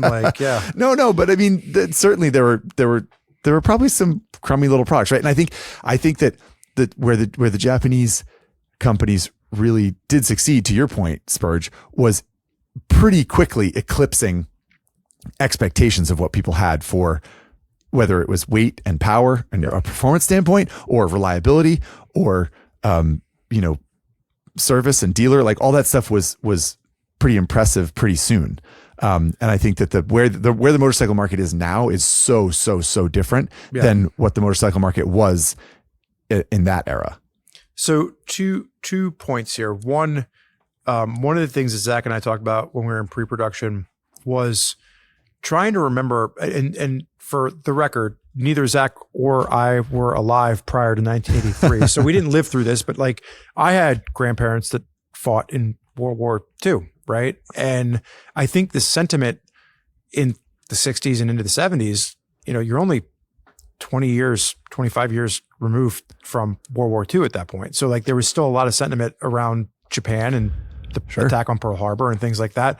Sure. And I think that, might have played a little bit of a role, as well as Japanese manufacturing was not seen as the same quality, of what we see today. And it wasn't just motorcycles. I think the other thing to note here too is that Japanese cars were starting to show up on American shores, as well as Japanese motorcycles. Honda was introducing, my mom still talks about, she bought one of the first Accords in America. My dad had this little 19-something Corolla that he drove around for years, right? And there was a gas crisis in the 70s in America. So all of a sudden people started looking at Japanese manufacturers in a different way because they were outperforming in some areas over the American or other variants. When we're talking about the motorcycle industry, if you're looking at a Japanese motorcycle, it might not be as sexy and as flashy as a Triumph Bonneville at the time, or it might not have been as big and as rumbly as a Harley Davidson, whatever. But it was attacking a different market. It was attacking affordability and reliability. And maybe the sweeping fairings on a Super Cub didn't look the same as what you thought a motorcycle was, but it was less intimidating. And Honda comes in with this marketing campaign that's, it's everybody meet the nicest piece of people on a Honda, and they're changing the perception of what two wheels is. And then they're backing it up with a quality that surpasses, we did the Goldwing episode. Honda brings a Goldwing to the market and it's making 20 more horsepower and weighs 100 pounds less than like the biggest, baddest Harley Davidson at the time. Right. And so they're bringing in motorcycles that are blowing the doors off the perception of what motorcycling can be. I don't see that happening today. I think. Well, but hang on. We're talking about the CF Moto Ibex 450, and is it blowing the doors off of what motorcycling is today? No, but it's serving. It's bringing something to market that does not exist. Same thing with that Kove 450 that we talked about at some length already. And there are probably other examples too, but like that's a bike that people are excited about because you're like, I can't buy this anywhere else. I can buy a $30,000 KTM race bike, or I can buy a soft, spongy little Honda CRF Rally, which is a great bike to be clear, but like it's not quote unquote serious off-road bike. That bike doesn't exist. So is that not similar to like a Japanese two-stroke street bike in the 60s or something like that? And it's just being like, I can't even get this somewhere else. I don't even know. I would say it's similar. I don't see it at the same economy of scale. Right. I agree. I just think there might be more similarities than there are differences. Kind of like all things considered. I don't know. I think there's similarities. And I know that we said that we weren't going to talk about tariffs. But, there's a very important point to make here, though, and you're about to do it. I think when we get into the 80s, and the American motorcycle manufacturing industry, which was essentially Harley Davidson at the time, was so sensitive to these Japanese motorcycles coming in that they lobbied the American government to put import tariffs on Japanese motorcycles, which lasted for 5 years? And it changed the way Japanese motorcycles were manufactured. It was a displacement tariff specifically. I think it was bikes bigger than 650 cc's or something like that, because they changed the displacement of motorcycles to bring it down. It's why the Nighthawk was like 649 cc's when it was first introduced or something like that. And it's also why that plant to build Goldwings was moved to Marysville, Ohio, that we talked about in the Goldwing episode. Shout out to Zach and I were both talking about this. We saw the comment come through. We forget who said it and we forget which platform they commented on. But for whoever out there, whichever listener wrote in about called us out on it. Yeah. The Maryville, Ohio plant was to get around tariffs. But my point is that, so with the Japanese situation, they Harley Davidson lobbied the American government, said, they're killing us. We can't compete with their prices and their quality. Make them more expensive. And so after 5 years, they finally leveled out, and Harley went back to the American government and said, yeah, we're doing okay. You can actually take the tariffs away now. But is that similar to what we're seeing right now with China? There's a lot of conversations around Chinese goods are too affordable. It's not the same, as you said, but I think there are more similarities than there are differences broadly. I really do. And it's super interesting. And obviously, we're talking about lots of things here. We're talking about the, influx of Japanese products into the motorcycle market in the 60s. That's obviously a totally different era and time than tariffs hitting in the 80s. But when you look at the history of the motorcycle market and what it's done, it does feel like a lot of these same bells are ringing, doesn't it? Yeah. Even though the timing is different and the market's different and that kind of thing. I think it's intriguing, and I'm not going to answer the question of are Chinese bikes today the same as Japanese bikes were then? I don't think that's a yes no question, but I do think that it's a fun thought exercise, and it will, I hope, guide you if you are struggling with this. If you're like, well, I don't know, my one friend says that I'm gonna dump American single mothers into the ocean if I buy a Chinese book. And then my other friend says, but it's so cheap and awesome, you should buy it. What do I do? You have to make these decisions. And I think that you can, by applying this lens to the question of how you feel about Chinese motorcycles, I think you can learn a lot. This discussion alone has been fun for me. Well, let me ask a question. Okay. So we talked about, with the tariffs in the 80s around Japan, it was a displacement tariff. Japanese motorcycle manufacturers were able to escape certain tariffs by just changing the displacement of their engine design for a couple of years and making them smaller in displacement. Right. And they got around tariffs by opening up a plant in Ohio if their displacement was too large. That's not what we're talking about now. So if I'm looking at, let's look at an Ibex 450. Okay. Doesn't have any real direct competitor, $6,500, good bike for what it is. If that bike is $6,500, do you like that bike? I do. Okay. But that bike is $7,500. Do you still like that bike? I do. Okay. What if that bike is $89.99? It's starting to get less likable. Less likable. What if we break 10 grand? Just get a Tenere 700. Just get Tenere 700. Now, and again, I think obviously Tenere 700 probably is incurring tariffs as well, as we've seen with the article that we talked about to kick this episode off. Yep. But, if we're in a situation where, let's be honest, you never know what you're going to wake up and find in the newspaper today. If we're in a situation where, the Chinese tariffs are 50% and Japanese tariffs are 10%, and all of a sudden an Ibex 450 is $9,500 and a Tenere, and a Transalp is 10.5 or whatever. A Transalp is, let's say let's say tariffs affect the Transalp. You can buy a Transalp for $10,900 or an Ibex 450 for $99.99. It makes it a harder sell. And to me, that's what I think, when we're talking about tariffs as it affects the motorcycle industry, I think that's the biggest hurdle that some of these Chinese motorcycles are up against right now. We're like, yeah, they're cool. They're innovative products. Maybe they're filling a niche in the market that hasn't been there before. They're filling a price point in the market that is more accessible to some people. They're disrupting regular distribution methods, but can they survive if you take away, one of their advantages, which is affordability by comparison? Yeah.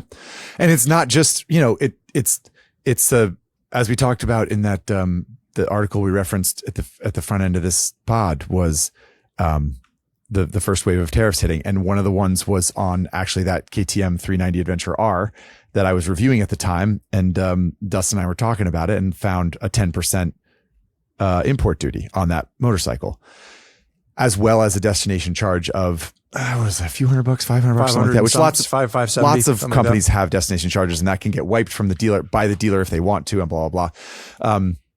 The point is, if you took the MSRP and added the freight and destination charge and added the import duty, it was an $8,300 bike instead of $6,999.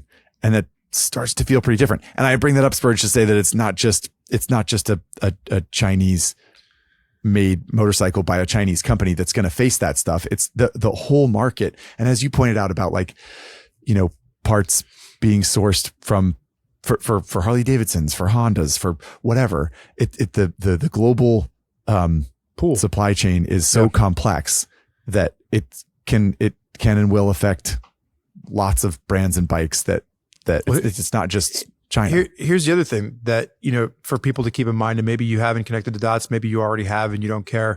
When we're talking about this, we just got done talking about Chinese partnerships. So if brands have spent years developing partnerships with Chinese brands, look at BMW and the F900 series. The F900 arguably is a really good bike. I know that you probably didn't like it as much as I did. That isn't because of where it was manufactured. You just had certain, in like perfect a Marie opinions. Antoinette type thing. Zach likes to eat the cake. I like to eat the bread. So his expectations are just a little bit loftier than the average person. So I would say that it bears mention that you can't just go out and find another partner to build the F900 series. So either the F900, not quickly anyway, not quickly. Yeah. It's going to take years of development. So either they just say, screw it. We're sticking with the partner we have. And these bikes are going to be exorbitantly priced in the US. We're sticking with the partner we have. We're not bringing these bikes into the United States. So US, you just don't get these bikes. Or F900 series goes away, and 5 years down the road, we'll see what we come back with. And it's still going to be exponentially more in money, presumably. So I don't see a way that the Chinese motorcycle industry in North America doesn't get through this without people giving it real consideration as to how is this going to affect a buyer's decision whether to get into one of these bikes or not. Yeah. Okay. Well, that's a great segue, Spurge, because I got one last question for you here. Let me just hang on. Hold on. Let me just take a minute here. Take a minute. Break. Take a breath. Would you buy a CF Moto or a CSC or a Kove? Those are the three companies that we used as sort of our blanket for the sort of Chinese companies and distribution models for the one sort of pillar of the economic spectrum. Would you buy a Chinese bike from a Chinese company made in China by China, by a Chinese company under that flag, sold at a dealership? No. It has nothing to do with China. Nothing. There's just not any bikes in these manufacturers' repertoire at the moment that I think are, in my mind, what I'm looking for. Good enough. Yeah. So, that's actually a great way to distill it. Basically, you have not ridden a motorcycle made in China that you thought, yeah, this is what I want. This is either good enough for me or it serves some purpose that other bikes don't, and I want this. That's never happened to you. No. Yeah. But I would say, to be fair, so maybe I was wrong in the metaphor I just used. If Zach is eating cake, maybe I like to eat cupcakes. And there are a lot of people out there in the motorcycle world that are comfortable with bread, like Wonder Bread, like plain old white bread, and they don't care about it. They're not even looking for Dave's bread, which is much more delicious. And so Or maybe they're just people that have never had cake and they don't know how good cake rein it in. Bring it back around. You have no idea what you're talking about at this point. I don't even know what you're talking about. No, but for people that are just starting out in the motorcycle world, for people that are there, you know, maybe they're not enamored with the same things that I am enamored with, you know. Okay. There's definitely options here that could work for certain people. I just don't think out of all the bikes that I've gotten to ride, if I had $8,000 to spend on a motorcycle, I'm probably not going to be spending it on an Ibex. Well, an Ibex 800 is over $10,000. And to your point, if I'm spending $10,000 on a motorcycle, I'm buying a Transalp. Like this is just way too good. So, okay. Would you buy you own an European adventure bike. I do. That has some parts on it that were made in India, I think. Maybe. At the very least. Probably globally, if we're being honest. But you liked the F900 GS, for example, and that's it was like Chinese built engine, right? Would you buy that? But like, would you buy a quote unquote partnership bike? Absolutely. I don't have a problem with Chinese parts whatsoever. And this was actually something I dealt with the first F850 GS article. I came back and I remember riding the F750 GS and thinking, and F750 GS, F850 GS, both part of this Chinese partnership. True. Yeah. I remember thinking this bike would be great for Spurgeon Sr. He would be over the F750 GS. It gives him enough like doodads to fiddle with, and it's short enough because he's got those short stubbly legs. My dad is not graced from the same height tree that I was graced from. So like I remember thinking this bike would be great for him, and I said, hey, this bike would be great. He's like, no, it's made in China. I can't do it. And I was like, what are you talking about? And he's just like, no, it's just not, it's Chinese. I want a BMW. So I think for him, despite the fact that he's always wanted a BMW, he didn't see that as the same thing. For me, F850 GS was a great bike. I rode one I had a loaner bike that I rode for almost a year. I beat the shit out of it. It was awesome. And the F900, I loved it. I thought it was a great bike. You and I talked about the F900 R, and I didn't even realize it was one of our sub $10,000 options. Like, I would have if it's a bike that I like and I think it's worth the money, I have no issue with it. I just don't see anything in the CF Moto CSC. What was the other one? The Kove. The Kove is interesting. It's a novelty. I would have to ride one to see if it's really worth $9,400 for me. Okay. You know? Well, what about you? What is your response to these questions? So I feel the same way you do broadly. But to take it a step further, I think I have ridden some Chinese bikes that I would buy theoretically. I actually think that the 450 SS, is that on your list? No, I probably wouldn't buy. I thought that bike was cool, and I was impressed. Same as Ari was, same as we all were. But if I was going to buy a little sport bike, I would almost certainly end up taking it to the track. And if I'm going to take a bike like that to the track, I'm going to take the one that has this like river of aftermarket support flowing right next to it. You know what I mean? Yeah. Like I'm just going to buy a Ninja. I'm not even going to buy a Yamaha R3. It's got nothing to do with buying a Chinese bike. It has everything to do with buying a Ninja 400 or Ninja 500 because that's the one that everybody else has. Yeah. That's really what it comes down to. But the 450 MT or the Ibex 450 is a bike that for me, it kind of hit for me. I was like, it does a lot of things that other small adventure bikes don't do that I like, and also does not try to do too much for what it is. And for those of us that haven't watched Daily Rider, what are some of the things it does that other bikes don't do that you liked? Well, like I said about the engine side, we talked about it a little bit, right? Like it's got a nice street bike engine, basically, that like works well on the highway. And it like it works pretty well in the dirt. It's like a little miniature,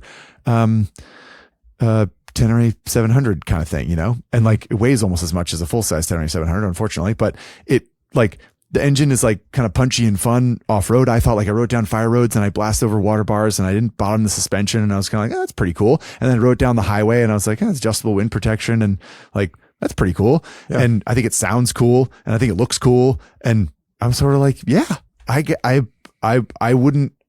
it's the one that I would choose from all the ones we talked about before, from KTM, from Honda, from What else do we mention? Kawasaki, whatever. Like, I just think that that's the one that for me checks the most boxes. And I would say, I want to throw this out there because our buddy Bjorn over at Rever has been riding around an Ibex 400, and Bjorn is a Tenere 450. Bjorn is a Tenere 700 owner. Correct. And he just recently raced an Ibex 450, and we'll have to see if we can grab some of his photos to show up on the screen because they were pretty gnarly, like in a good way. Like I'm using gnarly in like the way, like in the 80s, you said something was bad. Like, you know, there's a Huey Lewis in the new song, sometimes bad is good, or sometimes bad is bad. Anyway, again, I'm all over my Red Bull's kicking in now. You are. Stay focused. But you can do some stuff with an Ibex 450 based on what Bjorn and I have talked about and some of the photos I've seen of him. Like, you can get out there and put it through its paces a little bit and have some fun with it.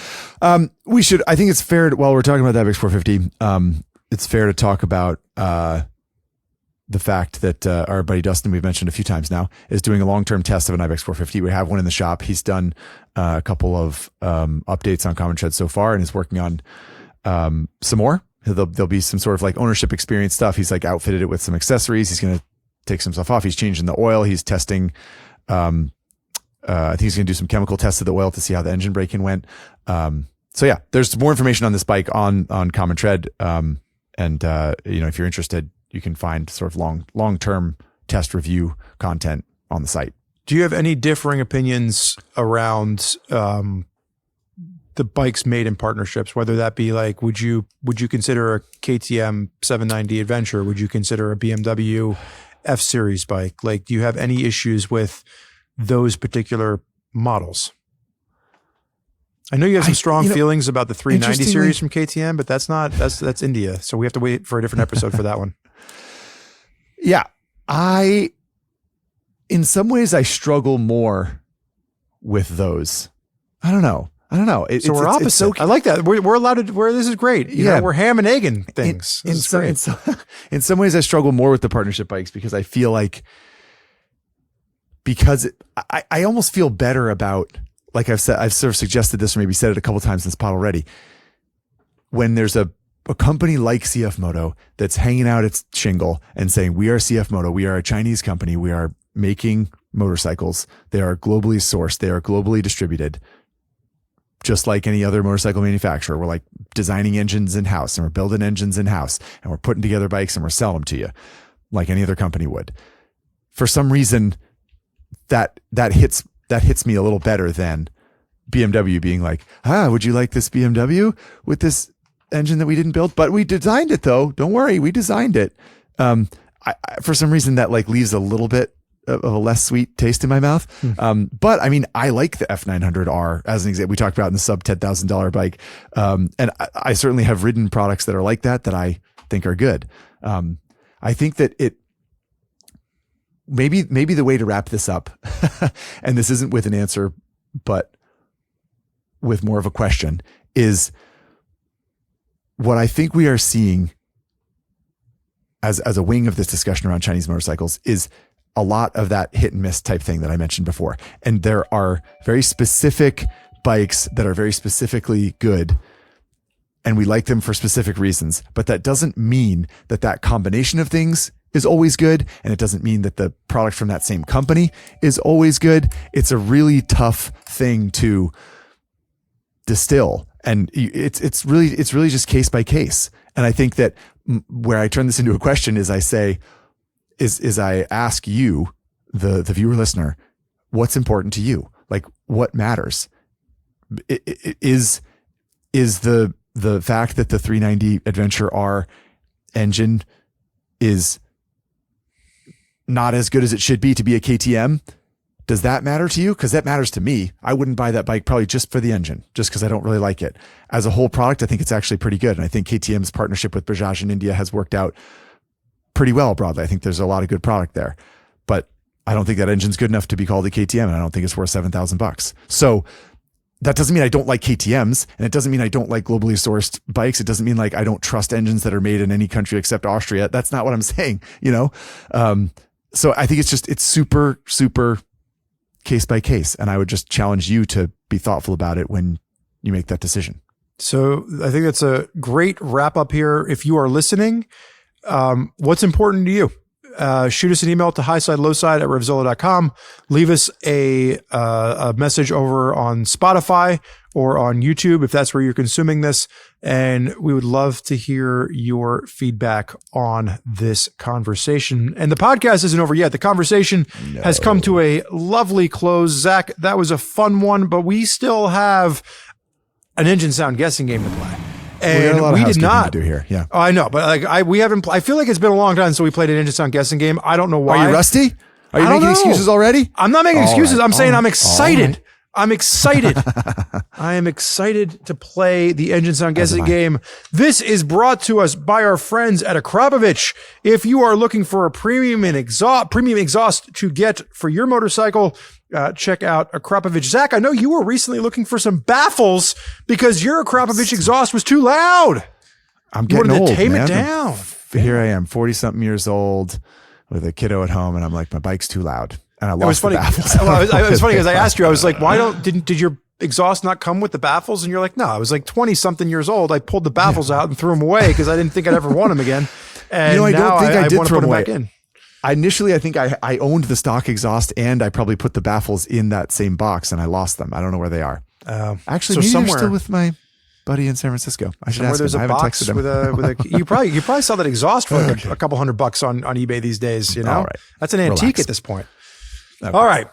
Akrapovic, thank you for sponsoring the engine sound guessing game. And if you're listening, Zach needs some baffles for his old Akrapovic exhaust right now. I've got the part number. Just email me.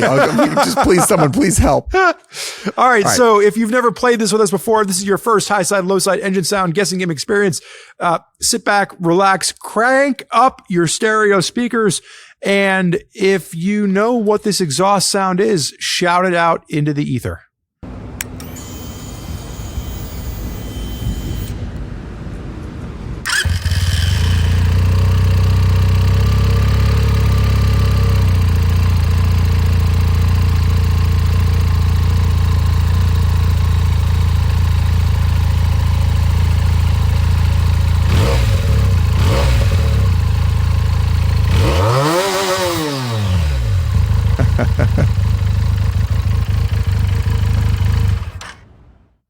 That is an Echo chainsaw from. This is a Benelli TNT 300. It's a Benelli TNT. I was going to say it has to be something sub 300 cc's. It sounds small. Yeah. It also sounds like a 360 crank, meaning the pistons go up and down together, but they don't fire at the same time. 360 crank engines can be found. How many cylinders? 2. It's a parallel twin. It's a little 360 crank parallel twin. Other 360 crank parallel twins would be like F800 GS. It sounds like a miniature F800 GS, doesn't it? And I think that's kind of what the TNT 300 engine is, if memory serves. I'm really pulling into the cobwebs of my memory here. So hold on a second. For those of you that have never played the game before, typically what we do is we have 2 hints. We read the hints out loud. Don't need them. And then we reveal the answer. Are you saying... do you want to skip the hints? Final answer, TNT 300. No, I think we should, if I'm going to be wrong. No. We've never done this before. No, hang on. I think if I'm going to be wrong, people should have the enjoyment of watching me twist in the wind a little bit. So if you reveal a hint and I'm wrong, then that's more enjoyable for everyone. I'm going to reveal the hints, but I want to say at this stage, we're going to play the exhaust sound one last time. I'll give you one last out. The audience can hear it one last time. And then you will either have to say that you are going to go on record and you got it right away. So let's play the exhaust sound one last time. I don't need to hear it one more time. Let's get it. The audience does. Hold on. Okay.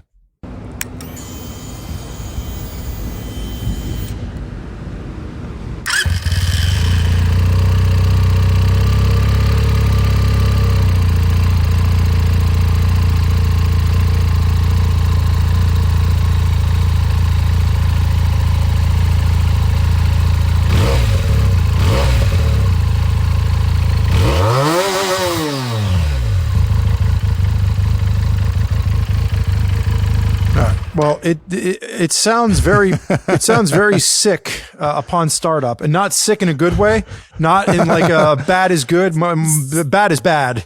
But I don't want to offend whoever sent us in this engine sound, so I'm not going to say anything else about it. But this does not sound like a healthy motorcycle. Hint number 1, inline twin. All right, so far Parallel Zach twin. is correct. It is a TNT 300, possibly. Hint number 2, from the manufacturer of this motorcycle worked hard fixing parts for machines in World War I. Could that be a Benelli? I don't know. Give me Benelli. I have my World War I history. You're the history teacher. I don't know. This is from producer Chase pulled this from Wikipedia. Wikipedia was not one of the sources I was allowed to use when I was studying in college. The manufacturer of this motorcycle worked hard fixing parts for machines in World War I. That could be a Benelli. Well, I think the last time I thought it was a 360 crank parallel twin, it turned out to be a BMW Boxer, which is ultimately the same firing order. I don't think this is a BMW Boxer. This does not sound like a BMW Boxer. This sounds so tinny and small. Yes. I thought this was like a Papio 125. Like I thought this was like a Chinese knockoff of a Grom, to be honest with you. Yeah, I think I'm hearing two fires, two cylinders, I think. Well, listen, I gave you 2 hints that do not detract from your hardcore first answer. Right. You still feeling pretty good about your answer? Yeah, sure. Yep. All right. Sure. Zach, gut reaction when this sound was made said it's a Benelli TNT 300. Zach, it's a 2007 Benelli TNT 300. Can we play some applause or something? Let's get a sound effect here. Thank you. I'm going to give you a physical applause. No, please stop. Thank you. No, for those of you that can't see it, Zach is standing on his chair right now. So kudos to Marco for sending us an audio clip of your motorcycle. Sorry about the comments that I made throughout this episode about my feelings of the Benelli TNT 300. Marco's bike was engineered and designed in Italy, produced by a Chinese firm. Marco, we already feel like we established that, and I'm sure that your bike is a lot more quality than one that I've been riding here around the office. So, but I think the real story here is Zach Quartz, like from the 3-point line, from half court, just lays it right in without missing a beat. Well, I do think it is a fairly distinctive engine noise, and I will say, I'll just give one compliment to this motorcycle since we've done a fair amount of tearing it down during this episode, and I think we have at least one listener who has one. I think it's a very distinctive engine note, and it's kind of a cool little engine from that standpoint. Like there aren't any other. It sounds really different than any other small displacement twin cylinder engine like that, in my opinion. There really aren't any other bikes that sound like that. There aren't any other engines that kind of like feel like that. And yeah, for the good or bad, there's nothing else out there like it. I think that there were some misses in the in the design and manufacturing process, but yeah, a good idea doesn't make a good motorcycle, but there is at least one good idea in there, if you ask me. We'll leave that up to you, the audience, to figure out what that one good idea is. Let's move on to the t-shirt winner for the day. Actually, whilst we were recording this podcast, we're still trying to figure out where all those new t-shirts are. We understand if you're sitting there screaming at your radio dial, that we promised you new t-shirts. We're working on it. What can we say? Tariffs, manufacturing, yada, yada, yada. We're working to get you t-shirts, people. But what we are going to just make a special plea for you is, while we love the Spotify comments, and we love YouTube, if you could please make sure, even if you're listening on different platforms, leave us those Apple Podcast reviews. It does help a lot with distribution, as do the Spotify comments. We're getting a lot of great comments through Spotify, but please do not forget, if you have an opportunity to review the podcast, especially if it's favorable, we like favorable reviews, please do so over on the Apple platform. Without any further ado, Zach, who is our t-shirt winner for the day? Winner today is Vincent TQL. Vincent says, and I quote, "I've been listening to both new and old podcasts on my 2-hour commute, and it always brings me joy to listen to the guys banter about bikes." Thank you, Vincent. That said, I was re-listening to the European Blunders episode, and it emotionally hurt me to hear my beloved Moto Guzzi V7 to be so disliked by some of my favorite creators. It's not a bike for everyone, but it's definitely the bike for some of us. I also like Strandberg guitars though, so maybe my tastes just lean weird and European sometimes. Anyway, hope to keep listening to two of you and your guests chat about bikes for many seasons to come. Cheers. Well, that's a very thoughtful and measured criticism of our tearing down of your motorcycle. This is actually a very appropriate comment considering we just... Yeah, Marco's going to send us a review in about 3 weeks being like, you guys all over my Benelli TNT 300 and I still listen to you. So... well, yeah, I have a couple things to say here. Spurge, can you just give us a little context on the whole Strandberg guitars thing? What's Strandberg guitars? Strandberg guitars. Is that the Benelli TNT 300 of guitars? Yeah, I don't know where they're manufactured. We'll have to pull some imagery up. They're wacky looking. It's not a traditional guitar. They've got a different look to them, if you will. They've got a tremolo system on them. It's a little bit off the actual guitar because the guitar body is cut up. It's got a weird, unique look and style to it. He says it's European and a little weird. So yeah, fair enough. Let me just say this, I would love to have Vincent. A conversation with people about guitars. So I'm gonna interrupt Zach for a second. If anyone out there wants to talk about guitars at some point in time, we can do that. Also, I'll just throw it out there too. If you want to start a guitar podcast. Yeah, I mean, but also if anybody out there is selling guitars and maybe you want to reach out to me, or maybe your grandparents have an old guitar laying around in a closet and you're not sure what it is, call me, send me a message, shoot me an email to Highside, Lowside. If it has Gibson, Fender, or Martin on the headstock, I'm very interested, and I will pay you cash. Continue, Zach. What were you going to say? What I was going to say, to bring it back to motorcycles, is I'll say this, Vincent, about your Moto Guzzi V7. I don't remember exactly what kind of trash I talked about that bike, but I have often brought that bike up as a sort of shining example of motorcycles making you feel like you're not very good at riding because of the way you interface with them, and they're just sort of like clunky and antiquated and difficult. But to your point, Vincent, that might not be for everyone. And I get caught up in the sort of objectivity of it, you know?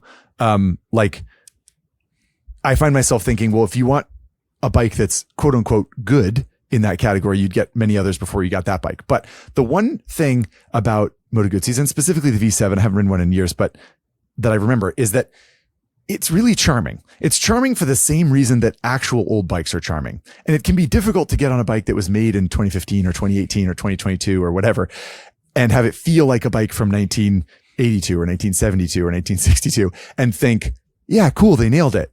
But for some people, that is what they're reaching for. They're reaching for that sort of like a little bit more lumbering feel from the engine, or like if the clutch engagement is tricky, that's okay, because it's about, you know, finding your centering your chi with the machine and not about it being easy. So yeah. I appreciate that. And I appreciate the comment not being full of vitriol. You measured yourself there, and that's nice of you. And I think it made me realize that, like, you know, I talk a lot about my Triumph Bonneville, and we joke about that in the podcast and everything else. But like, if I don't ride that bike for a while and I get on it, I'm like, this bike is not that good. Like the brakes are pretty bad, and the handling isn't great.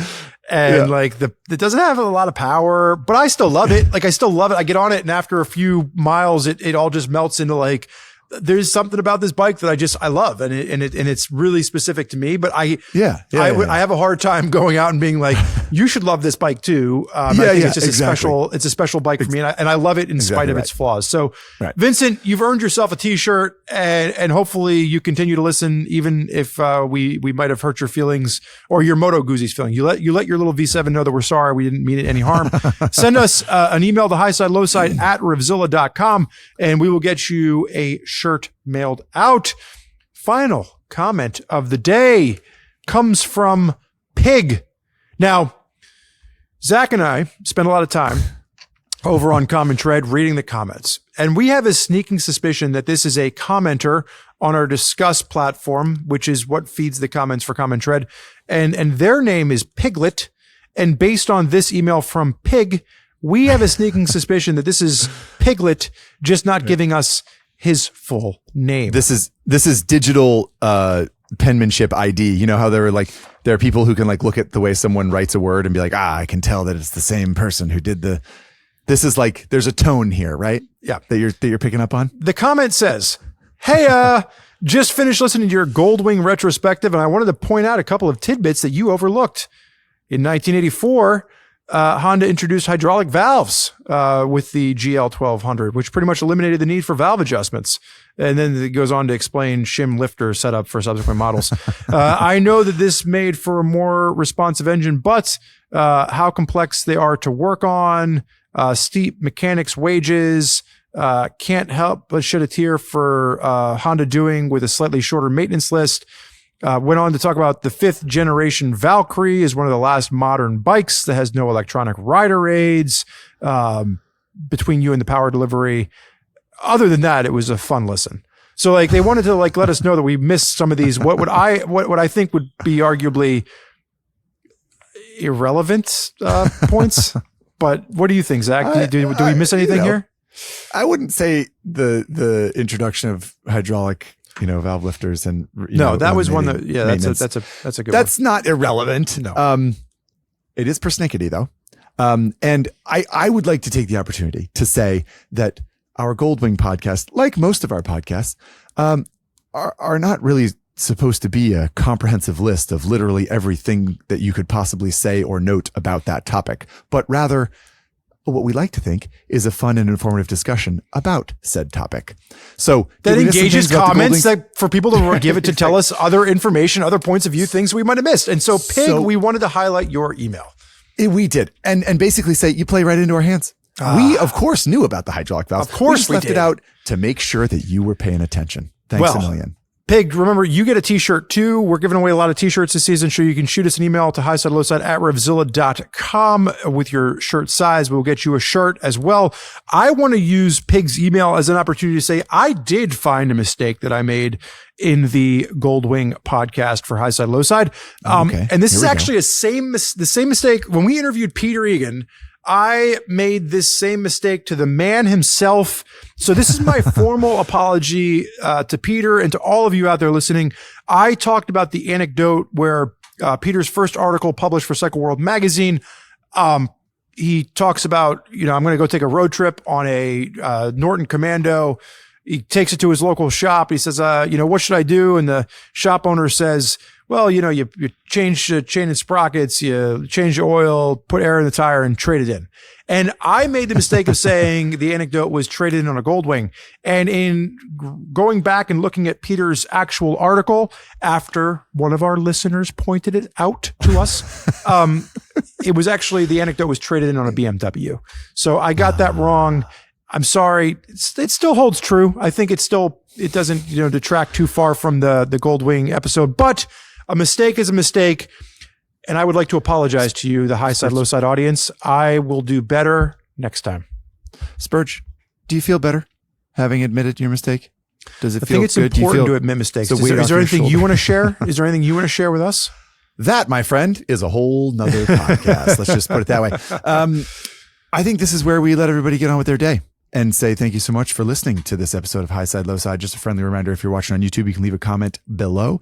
If you're not watching on YouTube, you can send us an email at highside, at RevZilla.com. You can leave a review on the Apple Podcast platform. You can leave a comment on Spotify if that's where you're listening. And as usual, we love to hear from you. Don't forget to send in your engine sounds for us to keep on guessing. Again, the email address is highside, at RevZilla.com. Any final thoughts on the episode, the Chinese motorcycle industry? Where are you leaving this episode today? When you walk away from here and you go on with the rest of your day, what are you taking with you? Well, it's a complicated time we live in here, Spurgio. I gotta say, one takeaway I have is your dad being like, I'm not going to buy a Chinese BMW. And makes me realize I have not asked my dad about that. But I think my dad would take it a step further. I remember him when BMW started making the parallel twin F series in, I don't know, what was that, 15 years ago or something like that? F800 GS for like 2007? I don't remember. Anyway. I want to say 2009. Okay. In my head is where I remember it, but something like that. Yeah. He's just been like, no, from the get-go. Really? Like, that's just not what a BMW is to him. Nope. I mean, he's ridden the new oil cooled and liquid, water cooled Boxers and he likes them, but even those, he's like, it's like it's not what a BMW is to him. It's not an inline 4. It's not an inline 3. It's not inline 6. It's not a parallel twin. It's not a single. It's just not Having seen your dad's most recent BMW when we were all down in Alabama together, like a BMW needs a little duct tape on the seat and about 80,000 miles on the odometer. Otherwise, it's not doing its job. Yeah, I think he's at 6 digits on that guy. Anyway, the point is, each of our fathers and each of ourselves will have different viewpoints on this whole Chinese-made motorcycle thing, and that is okay. It's okay. And if your parents have different viewpoints on you and the motorcycles you ride, hey, that's okay too. We're still here for you. The Highside Lowside audience, the family of Highside Lowside will accept you no matter what you ride. Except you, Marco, that you bought that TNT 300. Spurgeon has no respect for you. Keep Marco, listen, we can still be friends, but I just hope that you can, work your way up into something, maybe trade it in on a Z400 and see if you notice the difference. So Zach, my takeaway, thank you for asking. Spurge, how you feeling? What's your big takeaway from today there, Spurge? I've worked a lot of random little like motorcycle pieces of information to this music podcast that I'm having in my head. I know that most people think that Highside Lowside is a motorcycle podcast. In my mind, it's a music podcast with a motorcycle problem. But today I got to reference Bad is Bad off of Huey Lewis and the News's 1983 album Sports. Wildly underrated record. If you know it and you haven't listened to it in a while, maybe you fire it up on your drive home after you're done with Highside Lowside, now that the episode's coming to an end. And if you've never explored it, get over to Spotify or hit up your local record shop. You can probably buy a used copy for like 99 cents in the throwaway bin. Get a copy of Huey Lewis and the News Sports. You can start with Bad is Bad if you want to, but really it's a banger of a record. Start at the beginning, play it all the way through, and you're welcome. I'll leave it right there. That's the biggest favor that I'm going to do for any of you today. Wow. Big. Yeah. It's Hip to Be Square on that album, or is that a different one? That is a different one. Hip to Be Square is not on this one. I was going to make a joke about how that's our anthem here at Highside Lowside. What movie was Huey Lewis in? Ferris Bueller's Day Off. No. Damn. I don't know. Back to the Future. He was the one telling Marty McFly to turn it down. And with that, the music's playing for us to get on out of this podcast. Thanks so much for hanging out, everybody. We'll see you next time on Highside Lowside. See you, everybody.